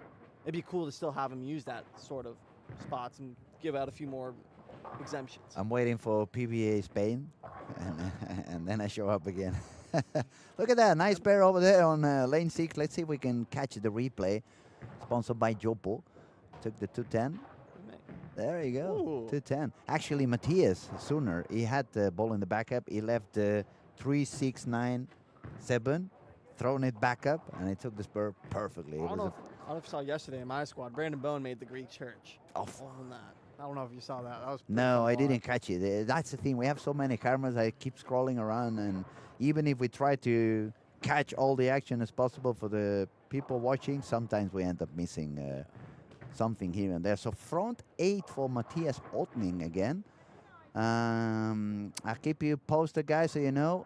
Tonino on his way for 279 on 1 and 2. Chase Nadeau on his way for a 258. Christopher Sloan could go all the way to 247. Paul Purps with 9 miss is going to do a 220. Theodore Samuelson, same thing. If he doubles, he's going to do a 220. And if I look around, Carl Walgreen doing okay. Robin Persson doing okay. Those are local bowlers. Wow, Sergio Lucas from Barcelona, front 4. Hey. Pretty cool. Yeah, no. William Clarkson, Classburn with 9 spare, 9 spare, and 5 in a row on lane 16. Anyone else over there? That's pretty much what I see for now. We're going to stick a little bit longer with Matthias, see how he can extend his strike streak. I wouldn't be surprised if we see a 300 from him this week. If he still bowls more squad, I don't know if he's doing any more after this. Actually, after this one is taking off, he'll be back on Saturday. He was not going to come. I would even sit out Saturday if I was him. He wasn't coming. Actually, he was having some issues because he's having some a new job and whatever. And I was talking to him. Now it's 3 days ago, and I said, "Man, you have to come. If it's a money issue, I will sponsor you. You Yeah, have to come. exactly. This looks so good for you." He was so happy yesterday that he actually made it. Yeah, no, he doesn't have to sweat. He's just bowling out. He probably has the loosest swing out of everyone in the squad right now. His score does not matter. He knows it. And now he's just bowling for fun. He's bowling, He's to improve bowling the for score. fun, yeah. I mean, let me have a look what he did on the first couple of games. He's sitting here with 216, 223. I mean, he's not bowling, or he wasn't bowling good, but it's still super consistent down there. And now he's going to put a high number, so he actually has a chance to go to 139 over already if he strikes out. So You know, this is such a good event, though. You get people from all around the world, too. Yesterday I was at a table. It was me, an American. We had a Swede. We had Slovenian. We had Tomo, the leader. We had 2 people from the Czech. And then we had an Englishman. We had 5 different nations at one table, which was United very Nations, cool. all It was united in very cool. That made this trip so much worth it. It's a very special event, definitely. I was talking to Bakke. I said to him, "Man, you're like a big brother for me. One of my best friends ever. I've been here for today's 9 days. I'm here already, and I see so many people. I hang out with so many people. I hardly had time with him. Yeah. And I felt like, man, I've been here for more than a week. We haven't had lunch yet. We haven't had dinner. Oh, you know what's funny, too, is I was supposed to go grab lunch with Dan, the Englishman. Mhm. We're supposed to go leave and go grab the sushi place down Yeah, called Zushi. yeah, true, Apparently it's true. really good. Actually, I told Tomo to bring some for me, Yeah, so we're I gonna hope he go- remembers. I'm going to go grab that. Then I'm going to have the food here later tonight because the food here is Yeah, it's amazing. magnificent, Wow. magnificent. But I got to go try everything while I'm out here. It's a must do. Okay, there goes Matias on 5. Ooh, that was far to the left. I'll throw it better. That was very, very, very far to the left. I could see that. All right, 279 for him, I guess, I hope, because actually he gave away quite a few 10 frames yesterday, even Oh, with yeah. that score. Yeah, Even I with that know. score. It's insane, though. This event's one of a kind. And Patrick, Martin, all these guys that do put this Oi. together. My God, that was almost in the gutter. Did you see how far he sent that spur? I think I was on the one. Look at that replay over there. Oh, It jeez. looked in the gutter, yeah? With all these guys that put this event together, it's amazing. This is a tournament I look forward to every year. And if I'm ever done PBA bowling, I would always come back to this event as long as It's a job, very- whatever. Very funny place to be. It's actually, I remember 2 or 3 days before I flew up, I took a complete week off because I had been working a lot this year with the Strikey app and coaching and drilling, and so it was a very busy season for me. And I took a week off. I was inside the pool, and I sent the video to the guys, everyone here in Olympia, like, look at where I am. How much do I love you guys to give up another 10 or 15 days like this to come and sit my ass in a bowling alley for all the time. But as soon as I've been here for 1 day, it's like, it's so good in here. It It's is so such good in here. And the bowling alley's super nice. I It don't just- regret at all. On the contrary, I'm happy I'm here, and I'm happy I came earlier. I'm happy I'm staying even longer. Yeah, and there's so much to do in the bowling alley and outside the bowling alley. I know there's a football match coming up that I think me and a few guys, as long as none of us make that show, we're all planning on going to because that's going to, in America, football, soccer Mm? is not big. So I want to go just to experience. I'm a big Premier League guy. I love my boys in blue, Chelsea. You got to support them. But it's such a good time to be out here. And I guess since I'm from Barca, nobody told me anything because they don't want the true soccer showing You by. can say football. We're good. Don't worry. I understand you. It's American football and then it's just regular And just football. football, yeah. It's funny they call it football when they use their hands, though. Yeah, yeah. it's, it's just interesting. Who knows? Okay, we're almost done with game 3. The scoring pace has gone up again. Let's have a quick look around before the scores go away. 257, 247, 243, 226, 221, 279. If we move here, it's going to be a couple of 220s, 230s for Carl, Robin Persson, and David Moika. If we move even further with some strikes again for Dennis Lindher, he's a roller coaster, man. Yeah. He What goes all about- the way up and down. What about the Sergio guy on 1920? I'm going to leave after this game, but Sergio has a. Fuck, look at that. He's got a good game going. Very good for Sergio. Actually, he's a senior bowler. Really? He bowled many, many years, and just 6 months ago, he started having lessons with me. We started working together. He had a very, very, very behind the body swing, so he always ended up turning his elbow a lot, and that's specifically mostly what we have been working for. He takes a lesson once a week.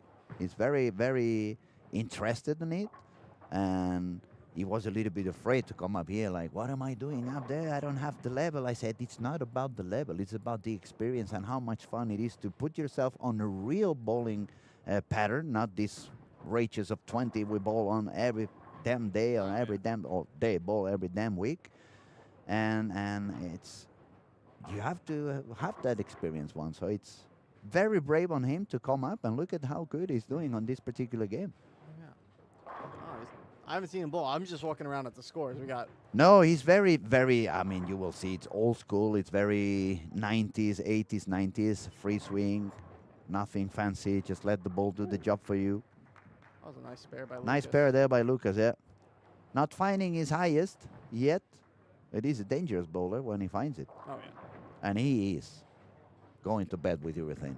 Yeah, he's one of those guys. He's one of those I was guys. talking to the Czechs too yesterday. They're like, "Yep, urethane's the bread and butter out there. If you can't throw urethane, you're not gonna make like the national team or whatever. At least for the guy side, is what one of them was telling me.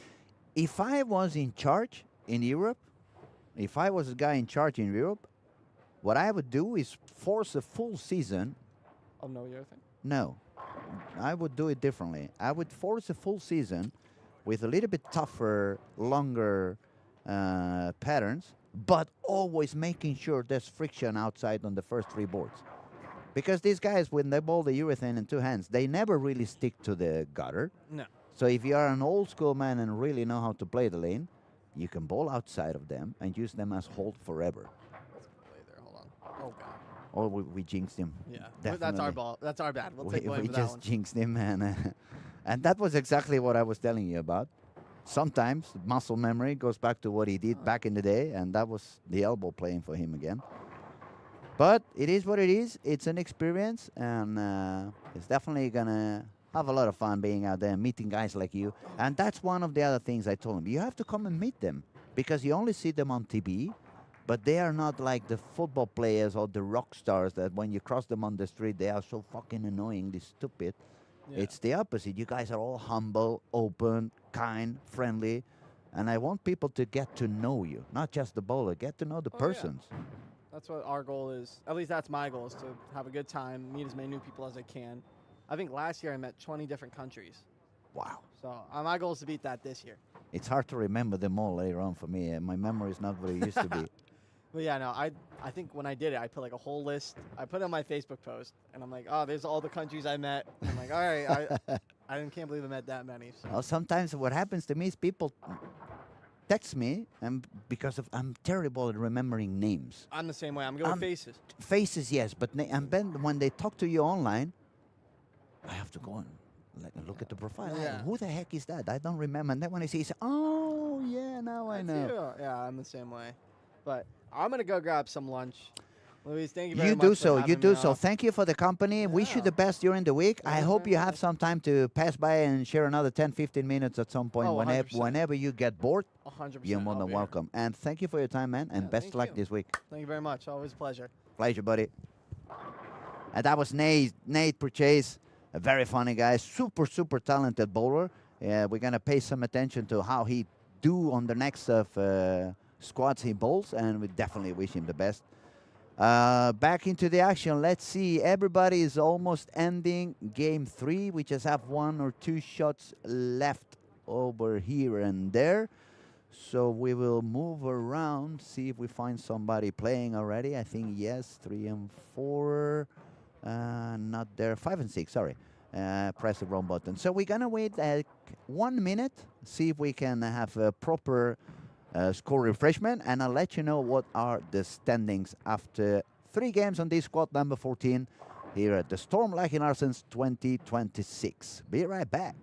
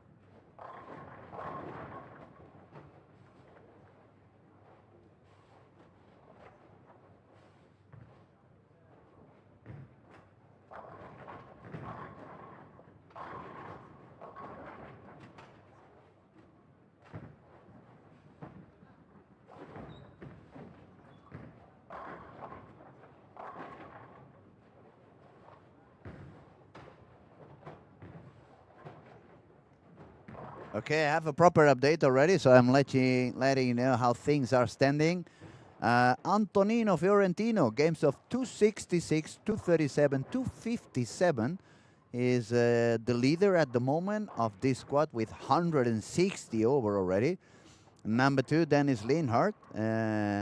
Actually, I accused him a little bit of being a roller coaster because he had been doing quite a few squads. I'm going to read you some of them so you know why I said that. 231.90, 221.90, 291.90, 230, sorry, 250, 220, 190, 190, 230, 230. But this squad today is going pretty good for him, much more consistent. 233, 247, 248, for 128 over, which is exactly the same score that his fellow German bowler Paul Purps has as well, 288, 214, 226. So both of them sitting on second and third tied with 128 over par after 3. Number 4, the crazy kid, Matthias Odning, 216, 223, 279 on that last game we saw. Total score 7 and 18, exactly the same score for Jacob from Czech Republic, 278, 217, 223. Then we have a 35 pin drop to 6th place, which is Chase Nader with 683, games of 227, 213, 243. Number 7 is Theodore Samuelsson, 82 over. Number 8, Mike Ong, after a game of 190, 679. Same thing for Tommaso, 195 on the last game, dropped down to 73 over. And closing our top 10 at this squad is Jaroslav Zapletal from Czech Republic as well, 238, 219, 215. That total score for him is 672. After 3 games, it moved up to 22 bowlers above par. 23 is Sergio Lucas, what we're talking about him. Only 5 pins short to par. That's a very good score for Sergio.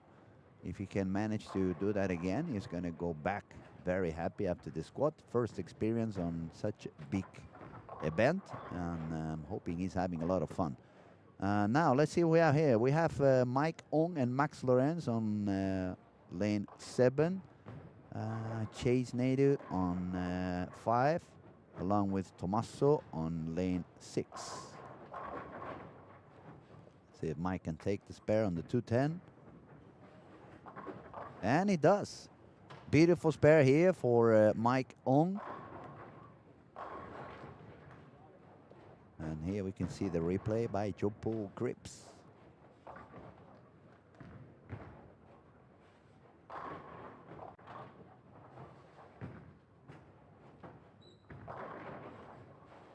We see Tommaso still throwing that black ball, moving a little bit deeper than he was, but I don't think that's the most productive line for him with that ball, so I wouldn't be surprised if he ends up switching to reactive and moving a little bit deeper than he is now. But I'm not his coach, so I'll just look a little bit later on and see what he does. Now, moving along, 1 to 2, we find Jaroslav, Jacob, Robert, TJ Rock. On 3 and 4, Vincent, Sergio, KG Lim, and Peter Boarding. If we move to 9 to 12, we find Matthias, Tobias, Saskia, and Dennis. A couple of open frames there for Dennis. Looks like this lane is actually it's the same lane. We had a couple of splits, so it could be that he has some issue with lane 10. We'll come back to that. We're gonna watch that shot on Matthias. Another strike. Not the best balance ever on that shot, but strike is what counts. Moving on, 13 to 16. Uwe, Robin Persson, Lucas Jelinek, Jake Peters, David Moika, Rame Mukula, Mark Jacobs, and Sandra. Let's have a look here at Lucas throwing on lane 14. Beautiful strike there.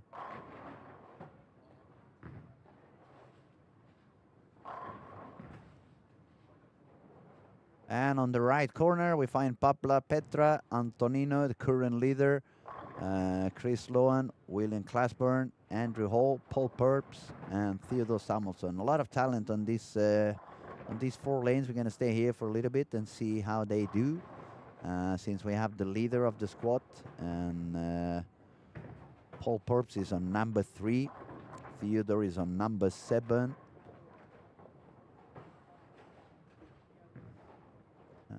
And Andrew Hall and Christopher are not that far away.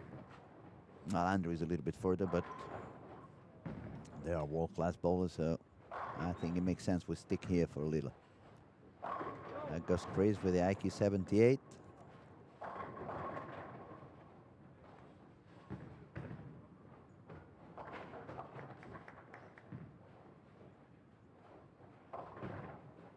Not really sure what happened. It feels like the camera on lane 18.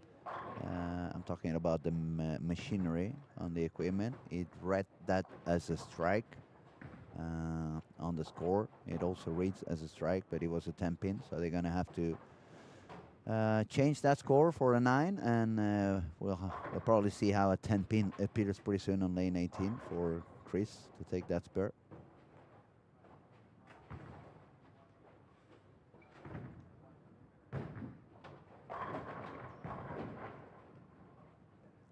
Wow, that was not a lucky shot for lane 19. We saw the 7 pin standing there, and as we said, we can see how they're setting the 10 pin on lane 18 for Chris Vaughan to take that spare.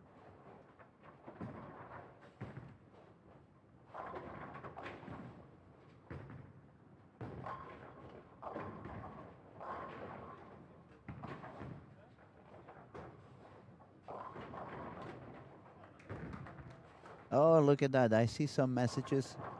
Sorry, there's way too many screens. I have not seen you guys have wrote down here. Let me see if I can move that screen a little bit.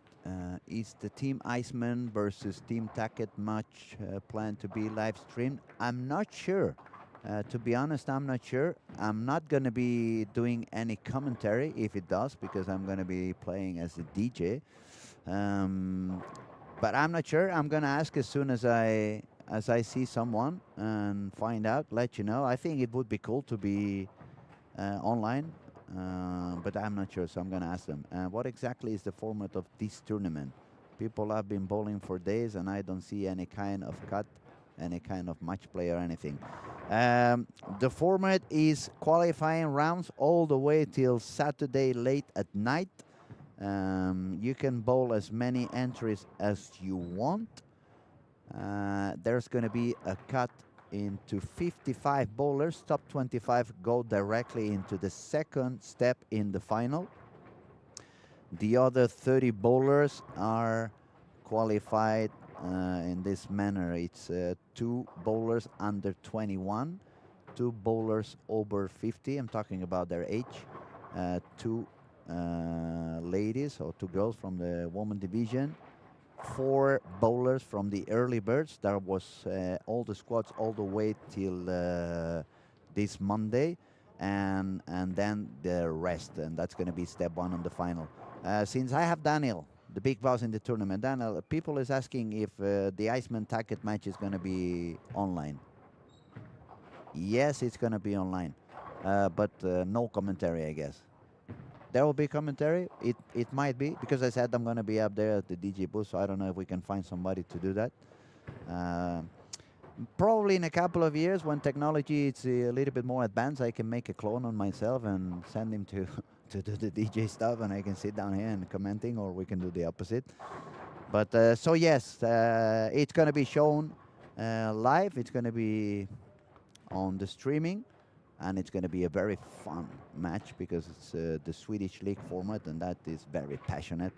And obviously, it's a friendly match, but everybody has their pride. And I know all of them, they want to be winning that particular event. Okay, we're in the middle of game 4. A little bit more of striking going on again. We can see double, spare, and triple for Paul Purps. Spare and 4 in a row for Theodore. Releasing the ball now in lane 19. Ooh, almost 7-10. We see an open frame, but already a turkey for Antonino on 17 and 18. We're going to move along to see what goes on. As we were saying, there's more striking here on lane 14 by Lucas Jelinek. There you go also, as I was explaining to you, the way to qualify, so you have it over there. You can read it if you just didn't hear or you didn't get everything I said. Moving on, Rami Mukula, strike, spur, and double. Rami is still up there. David Moika, the same. He still has a chance, but they cannot slow down because the scoring pace is very high all around the alley and all around the week. So you need to keep your score high no matter what. When we move to 9 to 12, a couple of doubles for Matthias, a triple for Saskia, a double for Tobias, a triple and clean for Simon, a double and cleans for Oscar. So it's not the highest scoring, but they are saving their games. They keep going. We'll move one more time after this shot. That's a little bit short. It's moving on. We see some more striking over here for Max Lorenz. Max is currently a little bit lower than he started. Let me find Max. 244, 211, 201, so 56 up. It's not bad. With a high game now, he could move somewhere around the 110, 120 over, and that would keep him more than alive for a high scoring on the last two and keep having a chance to make it into the cut. Let me see. Chase Nato with the triple. Chase is also sitting down with 83 over, games of 227, 213, 243. So Chase is doing quite okay. He just needs one of those high games that's gonna make the it's gonna make the squad actually become. Was a message. Yeah, as I was saying, he needs one of those high games to just secure that this is gonna be the squad that's gonna pay out well for him. Let's see where he's standing. What is he throwing? He was throwing IQ 78, still throwing IQ 78. I'm expecting to see somewhere around 13 in the arrows. 12. So pretty close to what we thought. And another strike for Chase Nato over 5 and 6.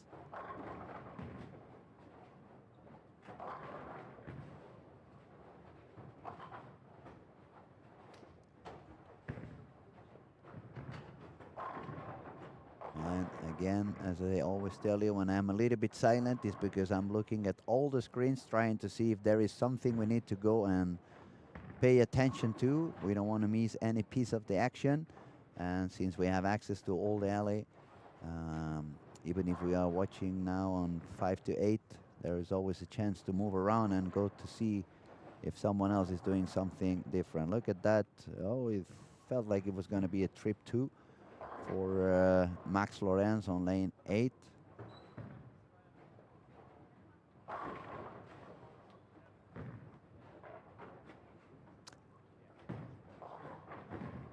Okay, we're gonna move back to the right corner because we have the leader and number 3 of the squad bowling in this streaming camera, Antonino with the triple and a couple of spares, and Paul Purps with 128 over and a double, spare, and 4 in a row. Paul already shot 288 on game 1. Next to gains 214, 226, so no low gains for him. A lot of striking going on again. Looking to steal the lead of the squad from Antonino.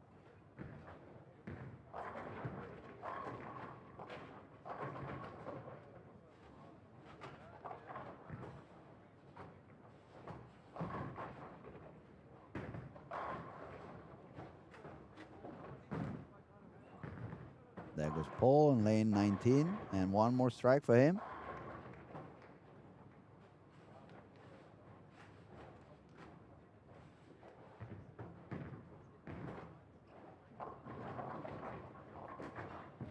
Meanwhile, I can tell you there's another 2 bowlers in the alley that are doing quite okay in this particular game, number 4. On lane 1, Jaroslav is on spare, triple, looking to strike out for a 269. And then on lane 13 and 14, we find Lucas Jelinek with a spare and 6 in a row, looking at the possible 290 game. In the meantime, we are on 17 to 18, following the action for the squad leader, Antonino Fiorentino from Italy. And number 3 seated on this squad with 128 over, Paul Purps, looking at the potential score of 279.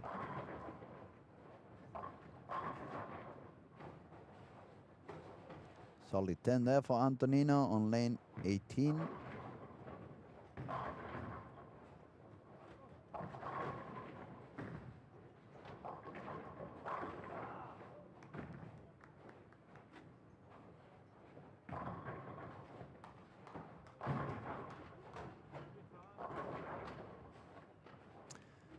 Chase Nadu with another double, so now he has a triple and a double. Looking at potential score of 258. Chase has currently 83 over, so if he shoots 258, that's going to put him with 135 over and a fair chance to do something on this squad with 2 more games to go.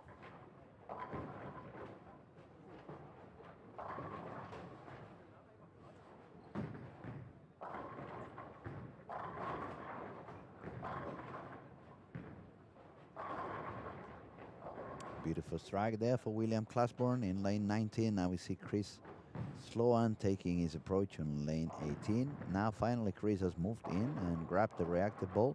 That was perhaps a little bit too much on the side. You could see how he moved his wrist on the way back. He felt it was not the best release. But at the same time, we can see on lane 20 how comfortable Paul Purps is looking. Body language is super confident. One more strike for him. Looking at the potential 279.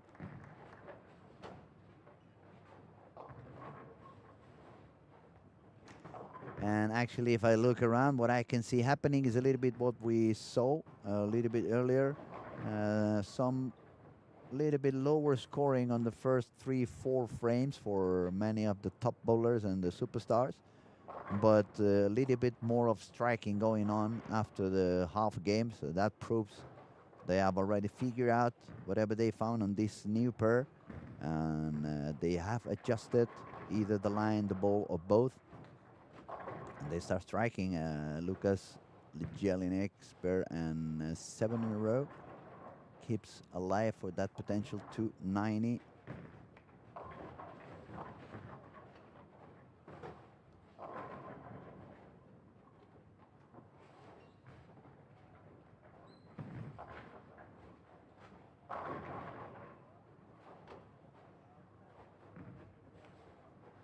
We're going to have a look at Paul Purps, how he finishes on lane 19. Can he strike out for 279? And stealing the lead of the squad from Antonino. Antonino's going to take a shot first on lane 17. Antonino needs to strike out for 234 and keep going up on his scoring pace. Gets the strike. And now we go to Paul. Walks, swings, delivers, and one more in the pocket. Beautiful strike there for Paul Purps. Waving his hand.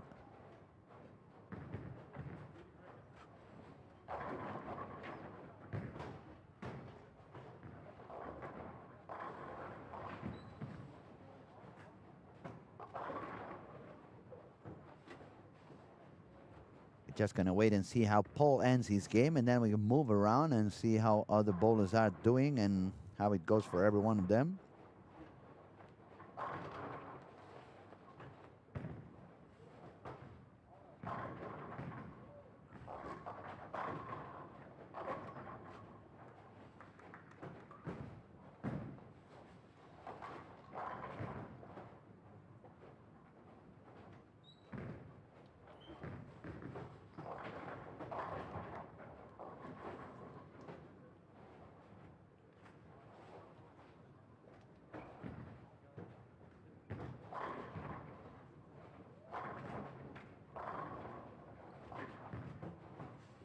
Okay, beautiful game for him. 268. That puts him on a total score of 996, 196 over. That means Fiorentino needs to shoot at least 236, but he has only chance to go all the way to 234, meaning Paul Purps is going to be the new leader on the squad with 2 games to go. Time to move around because there was a lot of striking going on around the alley. Actually, it was Lucas over there. He just left the baby split. So it probably was a bad shot or a quick change of the lane. But since he's throwing Uritan, I'm guessing more a bad shot than such a drastic transition on the lanes. I could expect that on a reactive resin. Sometimes it doesn't let you know it's going to change that quickly. You come from few strikes and then you leave the 3-6-10.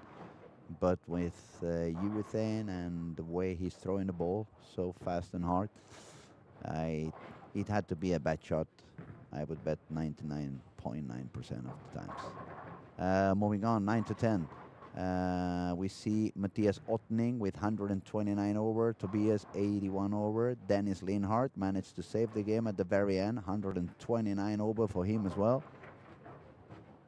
We move further left. You see Mike Ong managing to strike out and keep going up. There was a terrible 9th frame there for Chase Nader with split and open on the 9th. He could have gone all the way to 258. Now he needs a double to make 224. Max Lorenz managed to shoot 255, so he's currently with 111 over par. Mike Ong is going to be with 116 over par if he strikes once more.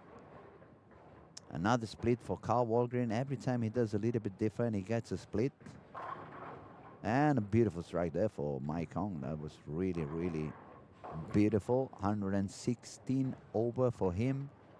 If I look around on lane 1, we find Jaroslav with 97 open. 97 over after an open frame on the 10th. 132 over for Jacob with the game of 214, last one.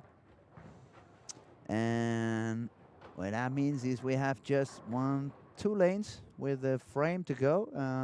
It's going to give it a chance to update the standings after 4 games. We're going to enter game 5 and 6. Those are turbo games with quite a bunch of bowlers with more than 100 over and a fair chance to make it good enough to secure a spot in the finals.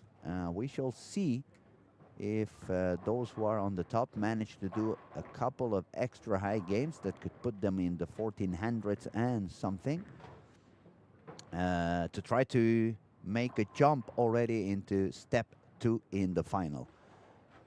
We'll be back in a minute or 2 with a proper score update. Be right back.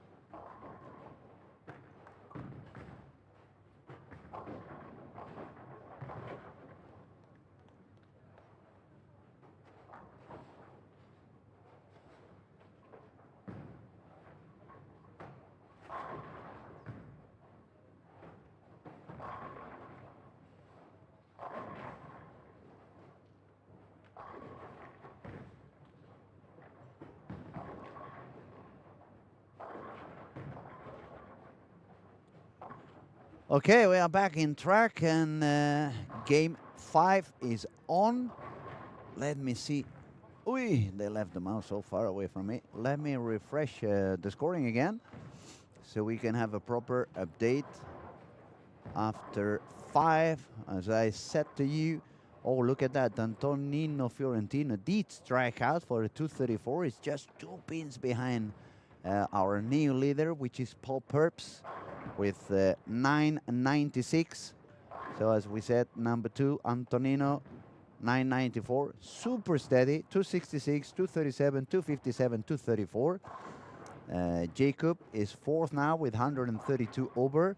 Then we find Matthias Ottning, also a number 4 with 129 over. Matthias is not playing good, but he's still up there, which tells me that he's going to be someone you want to pay attention on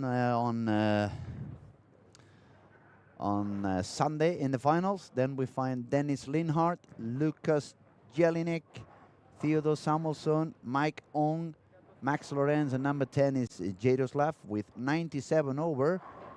Chase Nader dropped down to 11 with 95 over, and then we find on number 12 Oscar 80 over and Tommaso 77.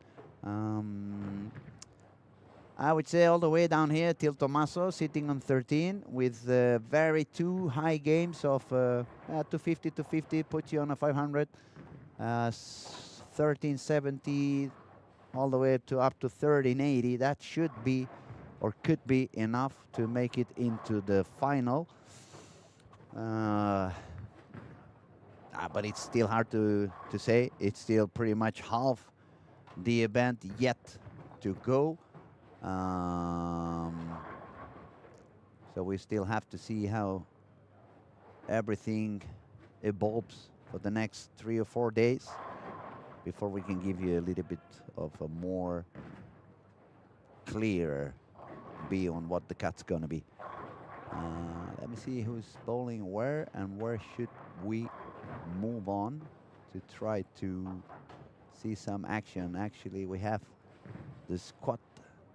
Number 2 is bowling 13. That's Antonino, and Paul is the leader bowling on 15. We also find Matthias in this pair, 14. Matthias is 4th. Okay, not bad. I mean, we have 3 out of 3.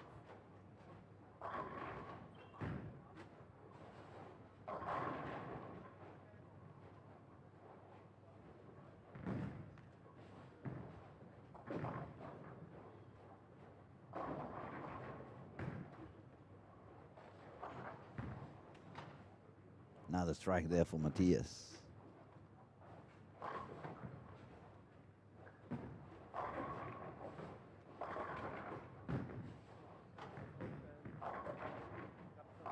A lot of action going on, so I'm trying to make sure we don't miss anybody, so we can really follow everybody's action.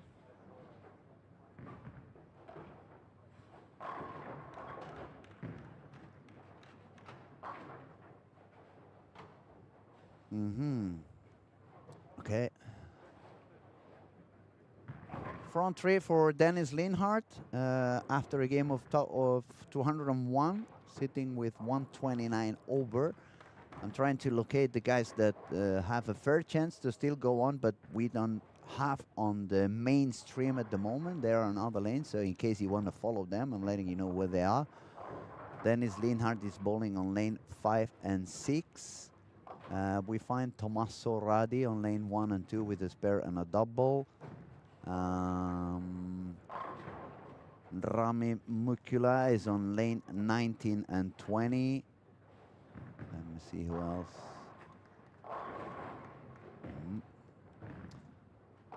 Too many bowlers and too many screens and too many scores to look after. We find Max Lorenz and Mike Ong. They are on lanes 11 and 12. They are also pretty much up there on this squad, so they also have a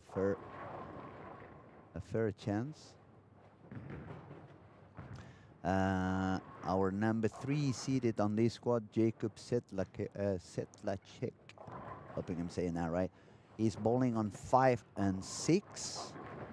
And I think the only one up there we are missing to say where he's standing is Lucas and Theodore, both the lefties. Theodore is actually here as well on 15 and 16. I didn't realize, so my apologies for that. But that's good. So we have another bowler that has a chance in a close range. Okay, I found it. Lucas Jelinek is bowling on 9 and 10. So if you go to 9 and 10, you can see Lucas, Chase, and both Max Lorenz and Mike Ong. So we're going to stick for now on these lanes 13 to 16 when we have 3 of our top 5 on the current squad. And make sure that we don't miss any piece of the action.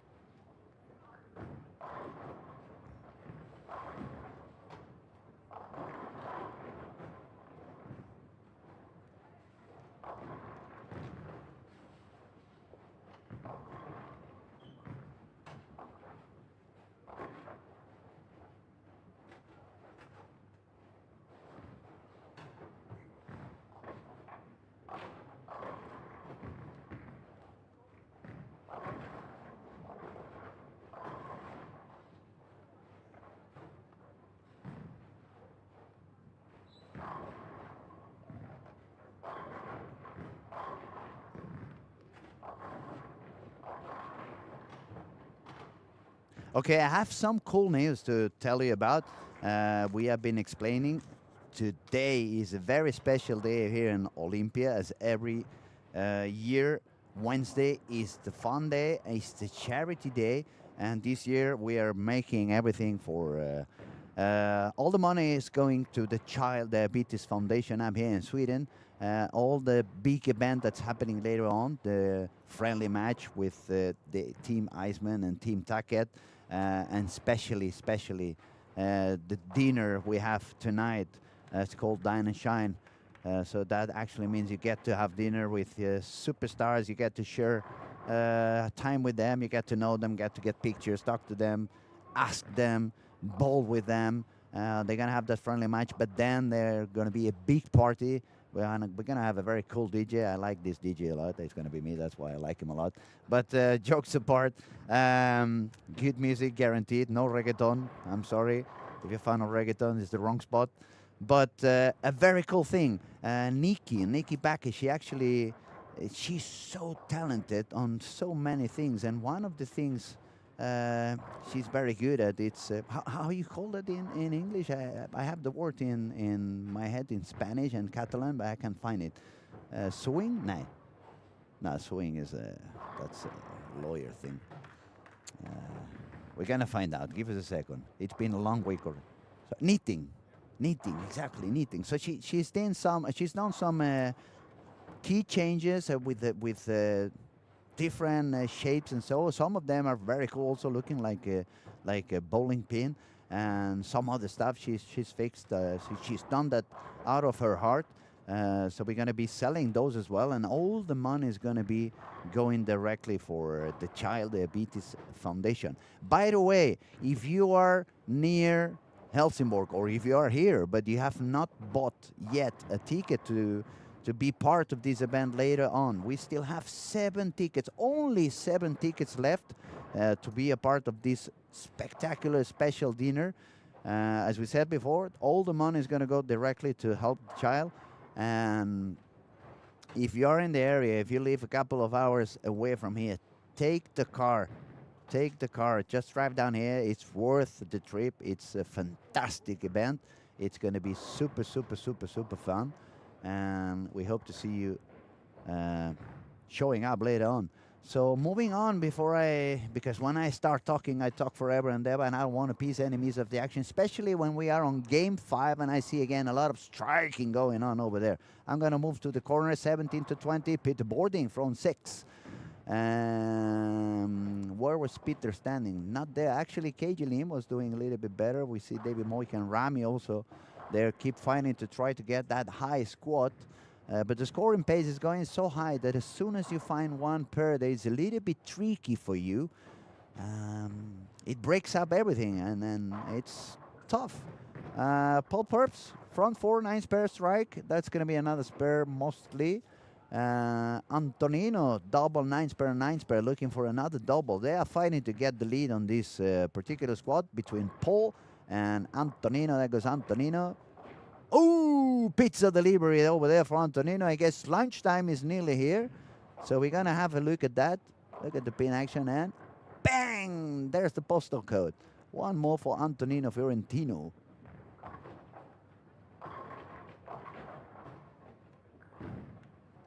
All right, let's look around. We have on lane 1, we said we had Tomas Soradi.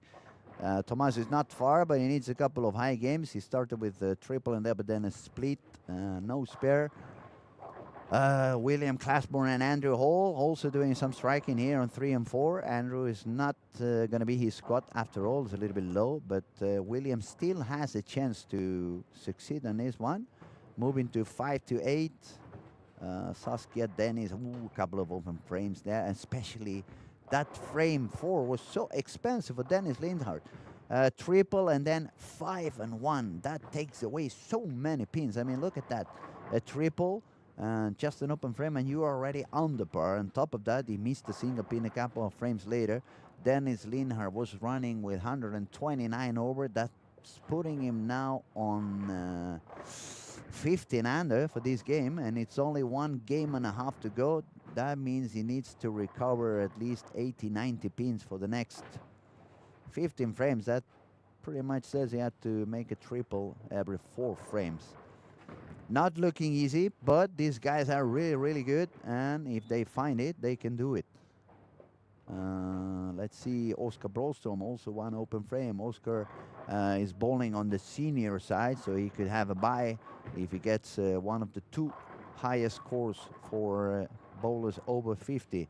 How cool is that? The next year, even I may be allowed to bowl on the seniors. I'm not going to be 50 yet, but I'm going to be getting closer.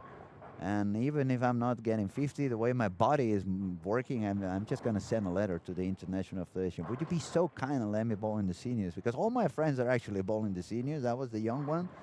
I'm still the young one. I'm still the pretty one. But I'm the broken one. Moving on, 13 and 16. Let's see what goes on there. Antonino, double, spare, double. Paul Purps with a short to the pocket ball on lane 16. Not an easy spare. He left over there the 3, 6, 5, 9. That's something that you could easily chop. And that's the last thing that Paul wants to see happening now. Now, Antonino taking his shot. No, he's not taking his shot. Somebody distracted him. Something distracted him. He took a step and then he stopped his approach and moved back to release the ball in the ball return. So he's going to let Tobias take his shot first. There goes Tobias on lane 14. Nice. Oh, that's a stone 8 for Tobias over there. Look at the action again so you can see how the ball entered the pins. That's a little bit early, even if it doesn't. You see the ball does not split the 8 and the 9. It deflects slightly after touching the 5. The ball never reaches the 8, and that is what explains a solid 8. So next time somebody tells you he wasn't lucky with a solid 8, you can tell him it was actually reading a little bit sooner for you, and it lost a slight touch of enough energy at the end. And that's the second tip of the day. Now, Theodore Samuelsson, lane 16, double spare, strike, and 7. Pretty much the same reaction as we saw on Paul Purps. Both of them lefty, or both of them on lane 16. They left the 5, they left the 3, they left the 9. So could it be that so much urethane on the left side start to change the lane a little bit for them? It could be.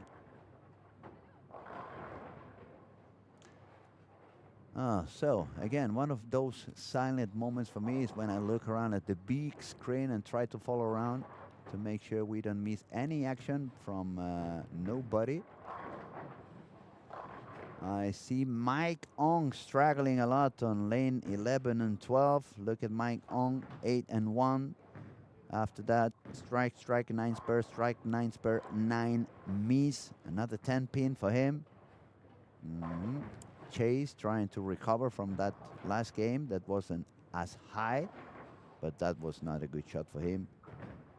He didn't even reach the head pin after the strike, so things are starting to look a little bit tight for some of the bowlers, despite bowling quite good. As we said before, we have up to 10 bowlers with more than 100 over. But when you're looking at those numbers of I need 180, 190 over to be relaxed, you put yourself into a bit more of pressure. You demand yourself more than perhaps what you should do. Same thing for Lucas Jelinek, 123 over, bowling only 1 strike after 6 frames and 2 open frames on 5 and 6 on lane 9 and 10. So lane 9 and 10, which usually has been very high scoring, it seems to be putting kind of a toll for some of the guys over here.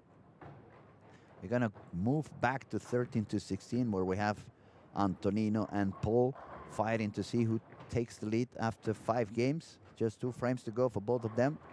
And it's looking like this time Antonino is going to be taking the lead back from Paul Pope. So he just let go of it for 1 game. Actually, we could say for 6-7 frames. It's going to be interesting to see if Paul can double on the 10th frame and at least shoot 224. I saw a change of ball on lane 12 for Mike Ong, but it was a split. He left the 210. And then I'm not talking about Matthias. Matthias is sitting on 4th. He's being a little bit like the quiet assassin, but he's still working his way up, scrolling game after game. It's going to be interesting to see where Matthias can end at the end of this squad. Another beautiful strike there for Antonino Fiorentino. As we said, he's a very, very talented bowler. He can really do good. Maybe he's not one of those big names you guys are used to see on TV, but he's one of the best bowlers we have in the south of Europe for the past, I would say, 5, 6, 7, 8 years. Now we see Tobias Borden taking a shot in lane 14. Nice shot. Now Chris is going to take his shot on 13. And Paul on 16. Can he double? He needs a double. He wants to double. And it does not get the double. Amazon did deliver, but it delivered on the wrong door. So the headpin never took down that 7. That's going to be a game of 214 for Paul Purps. It's a good score. It's going to be on 210 over. That is a very, very good score. But what's going to happen is Mr. Antonino Fiorentino is going to take his lead back.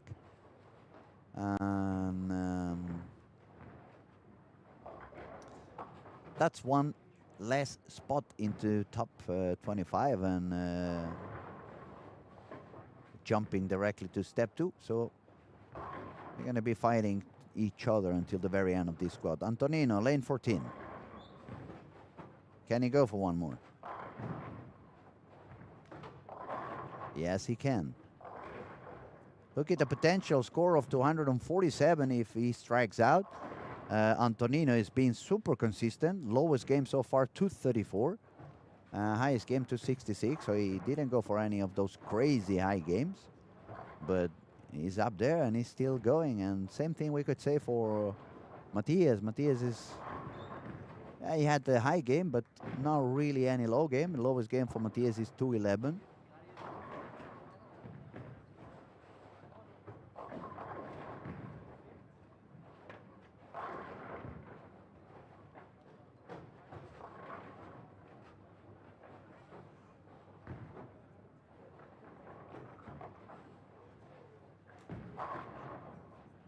One more for Antonino. Just turn on again his striking mode. So he can move all the way to, let me see, 60 to go, so he would go to all the way to 241 over with one more strike. There's another strike there also for Matthias Ottning. He's going to shoot 239, and he can go all the way up to 168 over.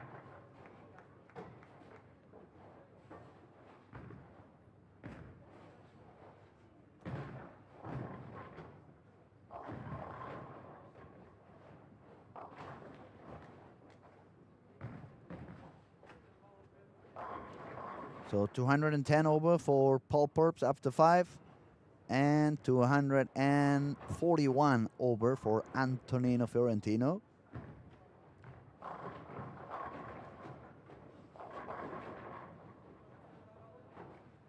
$168 over for Matthias Ottning.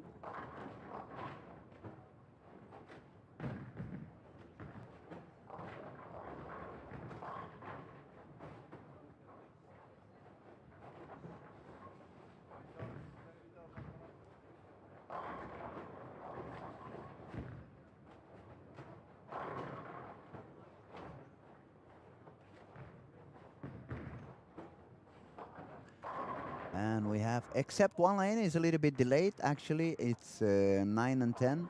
Not a lot of strikes going on that pair. So they are slightly delayed compared to the rest of the group, which means this time we're going to have to wait a couple of more minutes to get proper, complete refreshment of the scoring, and I can give you the proper standings. But we'll be back soon with more action. Let me scroll around before we let go. There was some more striking happening here and there. We have to move to the right corner. 248 for Peter Bording. But total scores 52 over for KJ, 64 for David. DJ Rock can strike out for 62 over. Robin Persson getting better, but not the high scoring pace for him. 9 to 12, as we can see, they are a little bit delayed on 9 and 10. 125 over for Max Lorenz. Chase Nader still has a chance, but that open frame was a little bit expensive for him. Same for Lucas. 3 open frames over there for Lucas on this particular game. That's very expensive. And all the way to 1 and 2, we see 259 for Carl Walgreen, moving to 84 over with one more strike. 66 over for William Classburn. And that's pretty much it.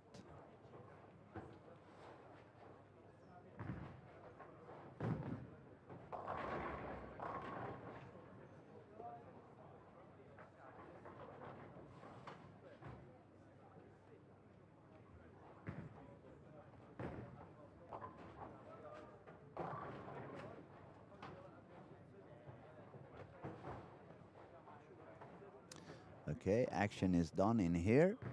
We'll move to 9 and 10, which are the lanes that are about to finish.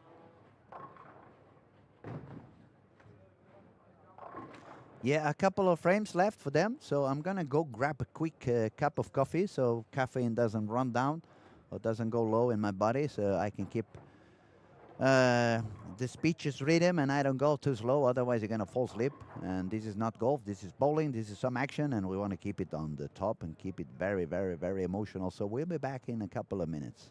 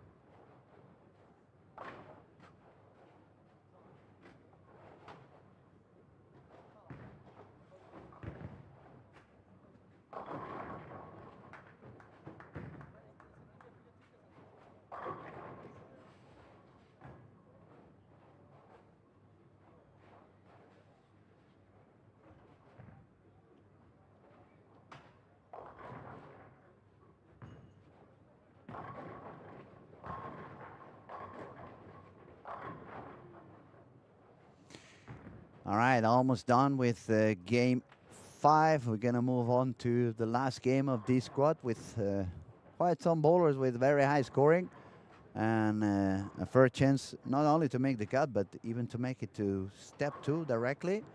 And that would be especially Paul Purps and Antonino Fiorentino with a fair chance to move on into the next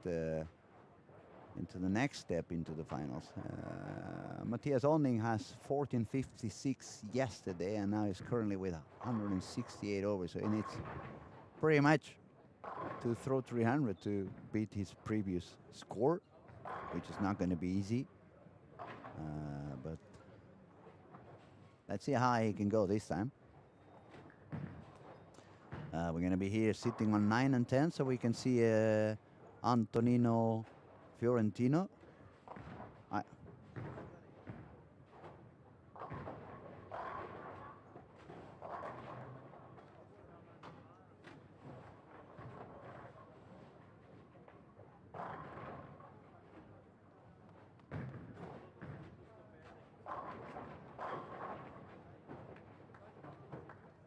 So as I was saying, we're going to try to keep an eye on Antonino Fiorentino, currently with 241 over. And the way he has been bowling, I wouldn't be surprised if he would make another high game and take the lead on the tournament. Tomo has been sitting on the lead for the whole week, and Antonino has been so consistent that if there's somebody who can actually make a very high game and take that lead, that's going to be Antonino. He's going to need pretty much a 259, 260 game to get the lead. Actually, with a 259, he would go all the way to 1500, so he would definitely be the new leader. Tomo has 1488. Number 2 is Karsten Hansen with 1483. Karsten is a previous champion here. Number 3, we find another guy that actually I thought it was going to be the first 1500 in the tournament. It was Noel Haglund Torgersen. He shot 1474 with a very low last game of 190. And I mean, very low because it was already with over 250 average for the first 5. Then we find Albin Gullstrand, 1473, and Matthias, 1456. That's the current top 5. We have up to 13 bowlers with 1400. And so let's see what Antonino can do on this last game. Can he take the lead? Can he go all the way up? Every single lane already starting on game 6, so that means pretty soon. As soon as now, that's really quick. We got the scoring updated. Top 10 for this squad. Number 10 is Dennis Linhart with 1090. Dennis is on lane 1 and 2. He started with front 3. He needs a very high game since he's sitting with 90 over. He needs to shoot at least,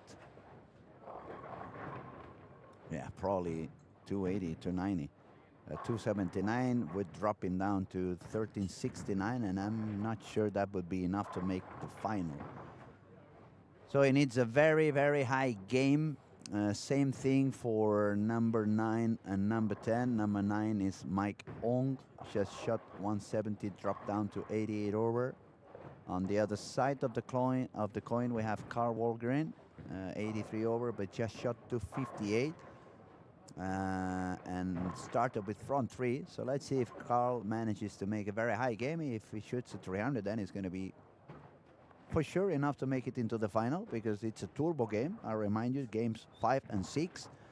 If you make a very high game and you have the highest score not qualified for the final, that's going to give you a gateway into the final. So we have 1 spot for turbo on game 5, 1 stop for turbo on game 6.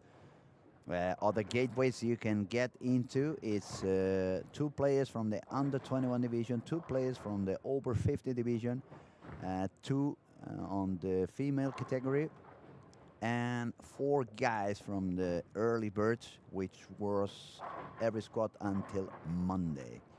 1 more strike there for Carl. So front four, still alive. He still can do it. Same for Dennis Linhart on lane 1 and 2. Front four. Okay, who else has a fair chance? Theodore Samuelsson, 135 over. Theodore had a highest squat of 1393. That should be enough to qualify. So he needs a more than 260 to improve that score he already has. So I believe the true action at the moment is going to be to see who takes the lead on this squad between Antonino Fiorentino and Paul Porps, and how high can they get. So I'm going to read you the proper standing on top 10. Antonino Fiorentino leading the squad, 12:41 after 5. Super consistent, 266, 237, 257, 234, 247. We have seen how he managed to recover in actually the 237, 234. He was with a couple of open frames at the beginning, but as soon as he found the line, he kept striking all the way till the end. Another beautiful strike there on lane 10. He just have to find out what to do on lane 9. Number 2, Paul Porps, 12:10. That's 210 over after 5. Number 3 is Matthias Odning, 168 over, proving he can kill anyone, anytime. Number 4, Theodore Samuelsson, as we said, 11:35. Number 5, keep fighting over there, Max Lorenz from Deutschland, 11:25. Number 6 is Jacob with 113 over. Number 7 is Chase Nader, 111 over. Chase is never giving up. Looks like we have a voice call there. That's new.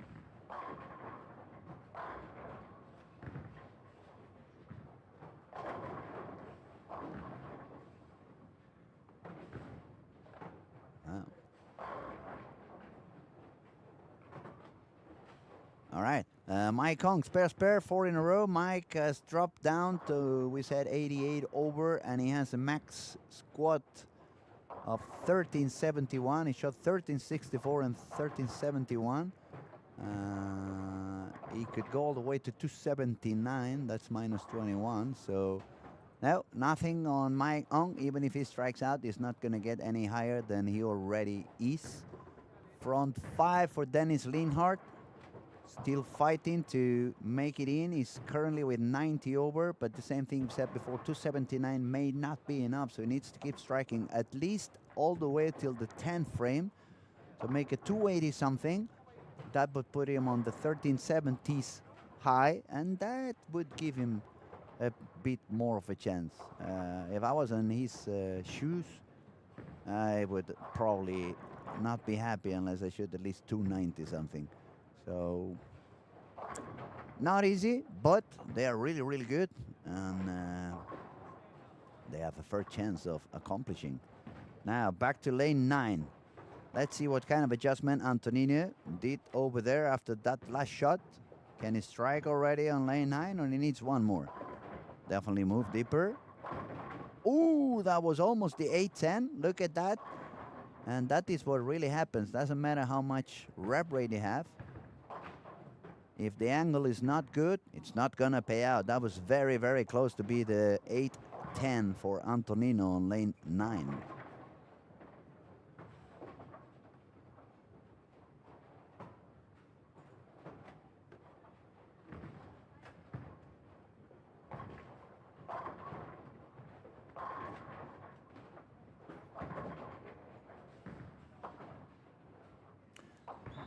No more strikes for Dennis Linhart on 1 and 2. He left the 3-6-10. He did not spur the 3-6-10, so that's a game over for Dennis Linhart. That's killing him on the total score. That's killing him on the turbo. So that's not good news for him. Chase Nader, 13 and 14 spare double. He needs to strike out for 276. That would put him on 1387. That could be a good score to make it into the final.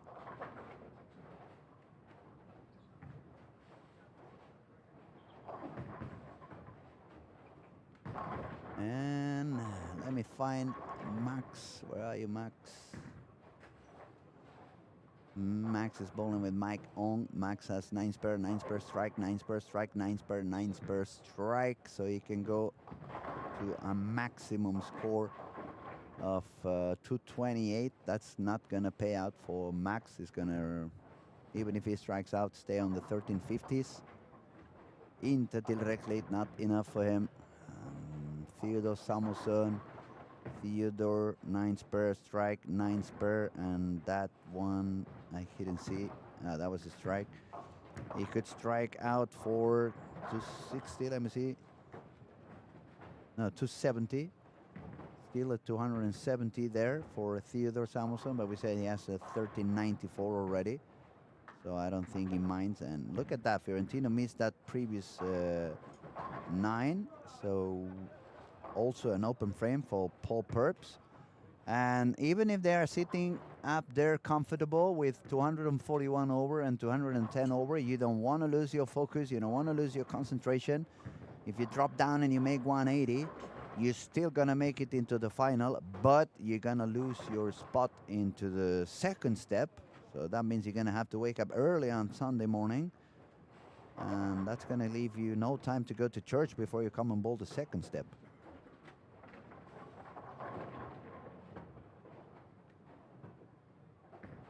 Front 4 for David Moika on 3 and 4. And there is some striking going on here and there, but nobody who has a potential score that would be sufficient to make the cut. And since the turbo is already pretty high, I would say you need to shoot at least 280 something. 279 we have quite a few already, so it's not going to be enough. We have Sloan taking a shot on lane 10.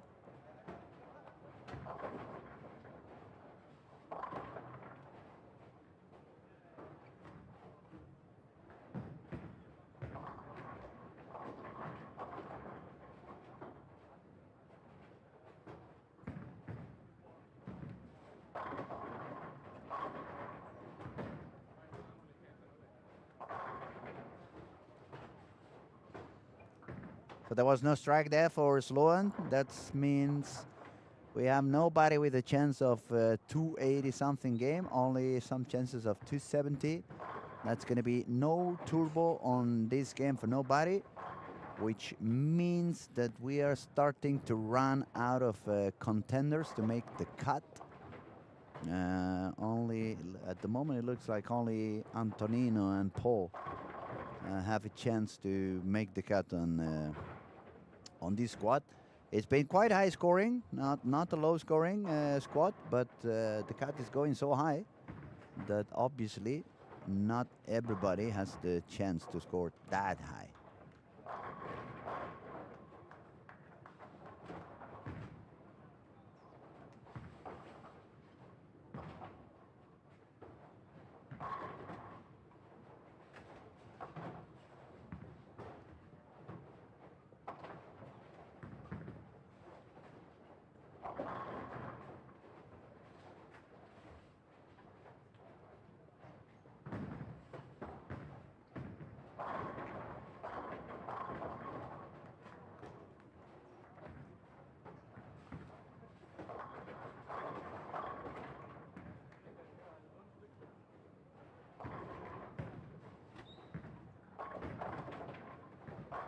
So we're going to scroll around again so we can see everybody, just in case you are following some bowler and we have been stuck here on 9, 10, 11, 12 for a while.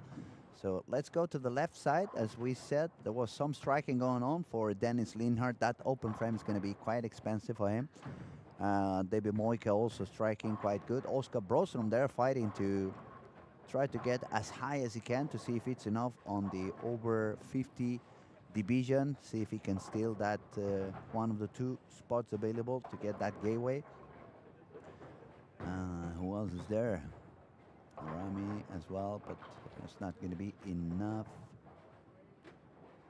Yeah, another 9 for Dennis Linhart. So it's a good squad, but it's not going to be enough. If we move to 5, 6, 7, 8, we see Andrew Hall found something with a double and a triple. A lot of splits going on for Mark Jacobs there. A couple of splits as well for Lucas Jelinek. So nothing going really high over here. Let's move again to 9 and 12. Who do we have here? Jaroslav, that was doing quite okay, Jaroslav. But that's not going to be enough either. Not many strikes for Antonino, not any double for either him or Paul, so that's the lowest game so far for the two leaders of this squad at the moment.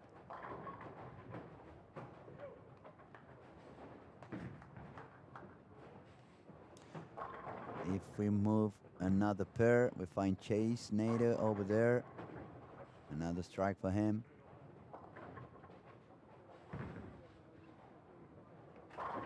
But it's going to be on the 1300s. That's not enough. Max Lorenz ended up with 225, 1350 for Max Lorenz on the total score. That's not enough to make it into the final. Triple for Mike Ong, 237. That's a total score of 1325.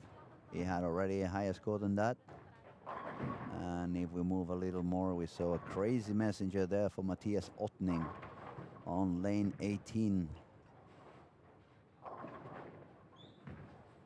That was one more strike for Matthias, looking to shoot his second 1400 with another strike. And that's going to give him a bunch of confidence when he throw 1400 twice in a row.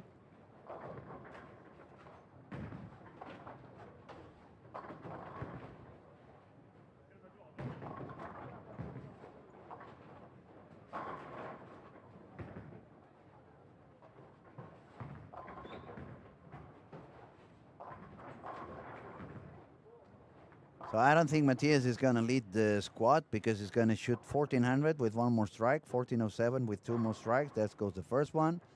But that means Antonino should bowl a 160 game, and I don't see Antonino bowling that low, even if he's not striking and he has an open frame.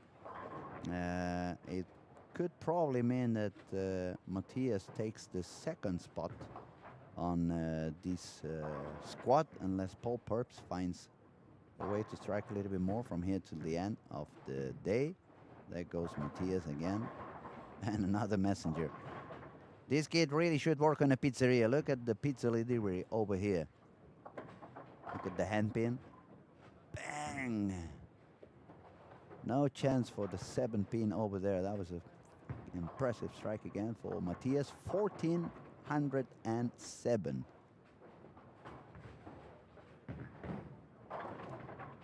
If he was a little bit taller, I would probably shave his head and make him bowl with a shirt of mine. So he would qualify for me on the next squad. He bowls.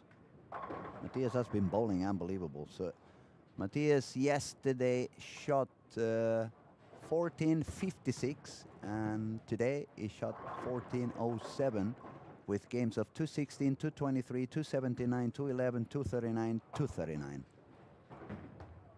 It's impressive how this kid can bowl.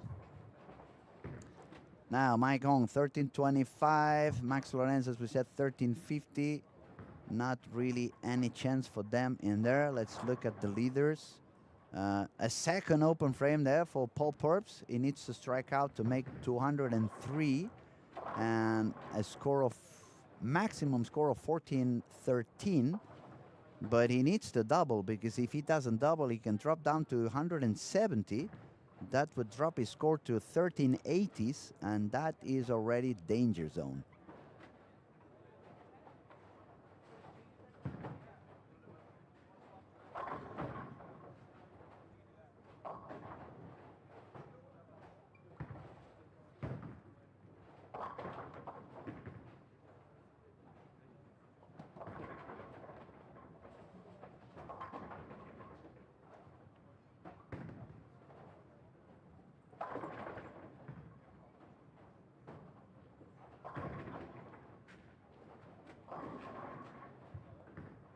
So a couple of frames to go for Antonino. Is going to take his shot on lane 10. He needs a strike to recover a little bit from that open frame he has. He doesn't really want to make an open frame, otherwise that would open the door for Matthias to gain the lead on this squad. But he delivers. That's Antonino. You can see how he closes his fist and celebrates that double. Antonino looking to strike out for 218. That would put him on a maximum score of 1459. And that would for sure secure a spot for him on step 2 directly for the finals on Sunday.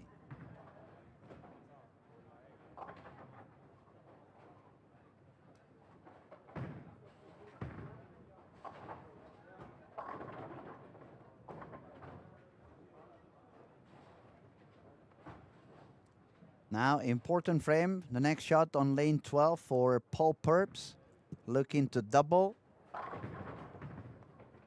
He's currently on a pace for a 170 game. That would be very expensive for him, so he's really going to put all his focus on this next shot.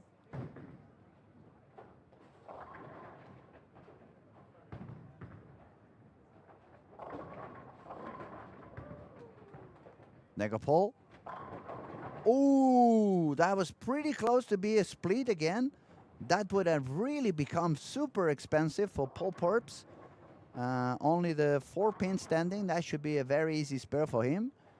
But still on the pace of a 170 game, I'm sure he's gonna feel the pressure on the 10th frame to try to make sure he gets a double.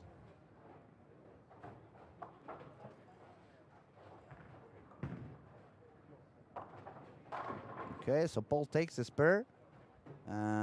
It's looking at a max score of 183, which would be a total of 1393. That should be enough for the final.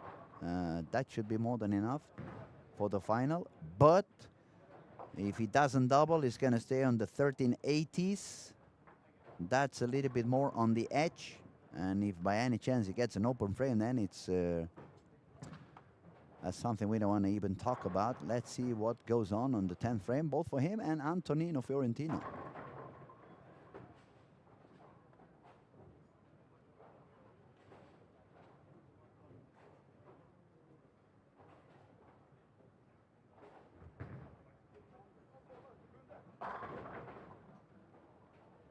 Okay, they got Paul. Important shot for him. And that's how you take care of business when you really need it. That was a very, very good shot for Paul Purps. A beautiful pin action over there.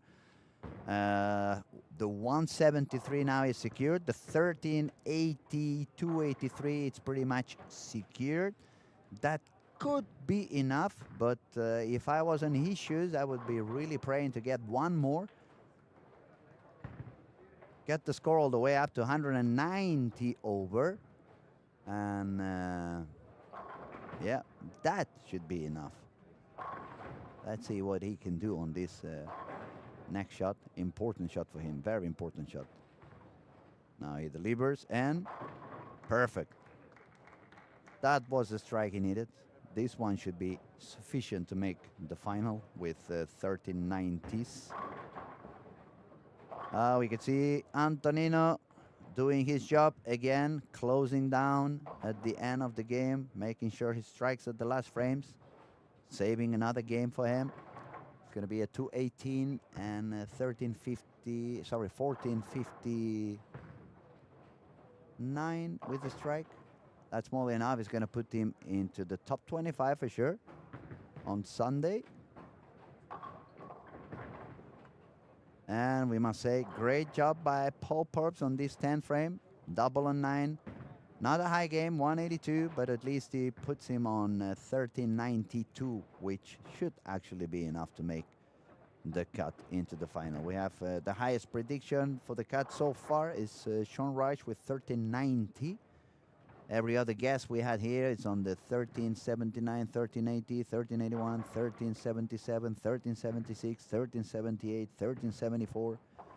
So everybody sees the cut somewhere between the 1370s and the 1380s. More striking going on for Theodore Samuelsson. I think actually if he strikes out, he can beat his own score by 1 pin. 2 pins, sorry. Theodore had the 1393 as the highest squat. I know it was a 10-pin standing there. I didn't even see that. So it's game over on that case. That means he's going to shoot 1384.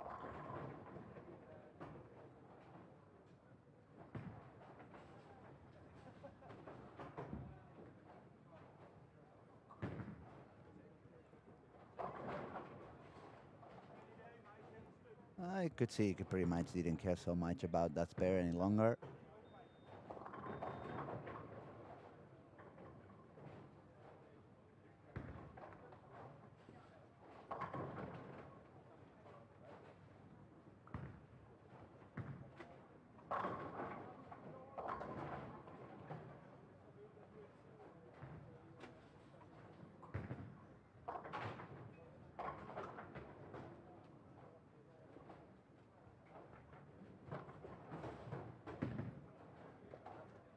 So we're going to have a quick look around. We see 1321 for Jaroslav, 1345 for Jacob, 1458 for Antonino, 1251 for Chris, 1251 for Vincent, 1392 for Paul Purps, 1372 for Theodore, 1283 for William Classburn. Let me see who else is somewhere up there. 1325 Mike Ong, 1350 Max Lorenz, 1335 Chase Nadu, 1407 Matthias Ottning, 1283 Tobias Boarding, 1293 Tomas Soradi, 1327 Carl Walgreen, and that's pretty much it on the higher scores. We only have some action left on lane 5 to 6, but nobody there with any true chance to make it into the next step. So I'm gonna start getting ready to go out there and do some interviews, and we will be back with more action for the next squad, which is gonna be 1 hour and 6 minutes from now at 3 o'clock. So I'm gonna say one more time, we still have 7 tickets for tonight's dinner, Dine and Shine with the Pros. It's gonna be a big party. Everything that we collect tonight is gonna be going directly to help the foundation of the child with diabetes up here in Sweden. So if you want to be a part of it, just make sure to buy your tickets. We still have 7 spots left. It's going to be an amazing night with a lot of things going on. And me and myself, I'll be back here in an hour for the next squad. Thank you everybody for your attention. That's all for this squad number 14 on this Wednesday, 26th of August. Helsingborg Olympia Bowling Alley, the best alley in the world. We'll be back soon with more action. Thank you, everybody.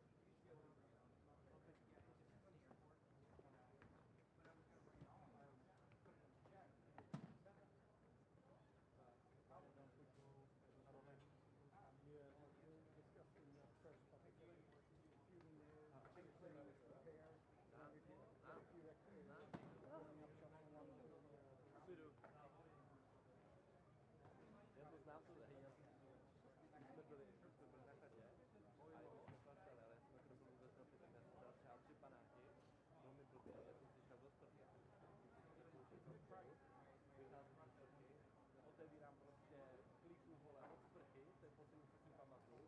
Pak jsem ležel vole v kuchyni, kamoš mu takto držel nohy, a kamoška mu takto prostě potleskával vole, probudil, co ti je spleskal vole. Ne, mě to potleskával, jo, potleskal těch má nás, jak se kamarádě potleskal. Where did it go? To bylo tak náročné.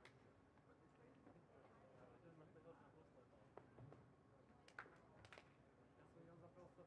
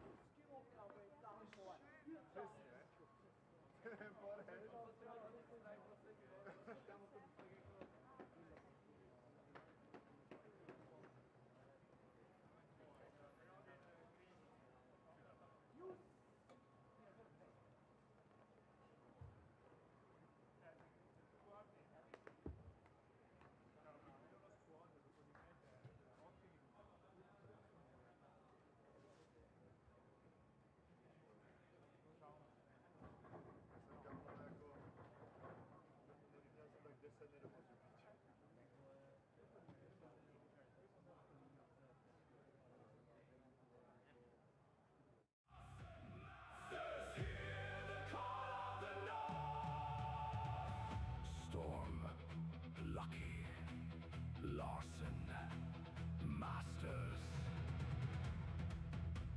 This is more than competition. This is tradition. This is family. Another name will enter. The Hall of Champions. The lanes remember. The crowd remembers. Champions leave, but their names remain. Forever. From Australia, Jason Belmonte. Power, personality, passion. From the United States, Kyle Troop. Kyle Troop. From Denmark, Karsten Hansen. Year after year, frame after frame, another champion earns his name. The trophy changes hands, but the legend remains. Hall of Champions, hear their names. Then the world stopped, the lanes became silent, but the dream remained. When the lights returned, so did the champions. From Denmark, Matthias Ankerdal. From the United States,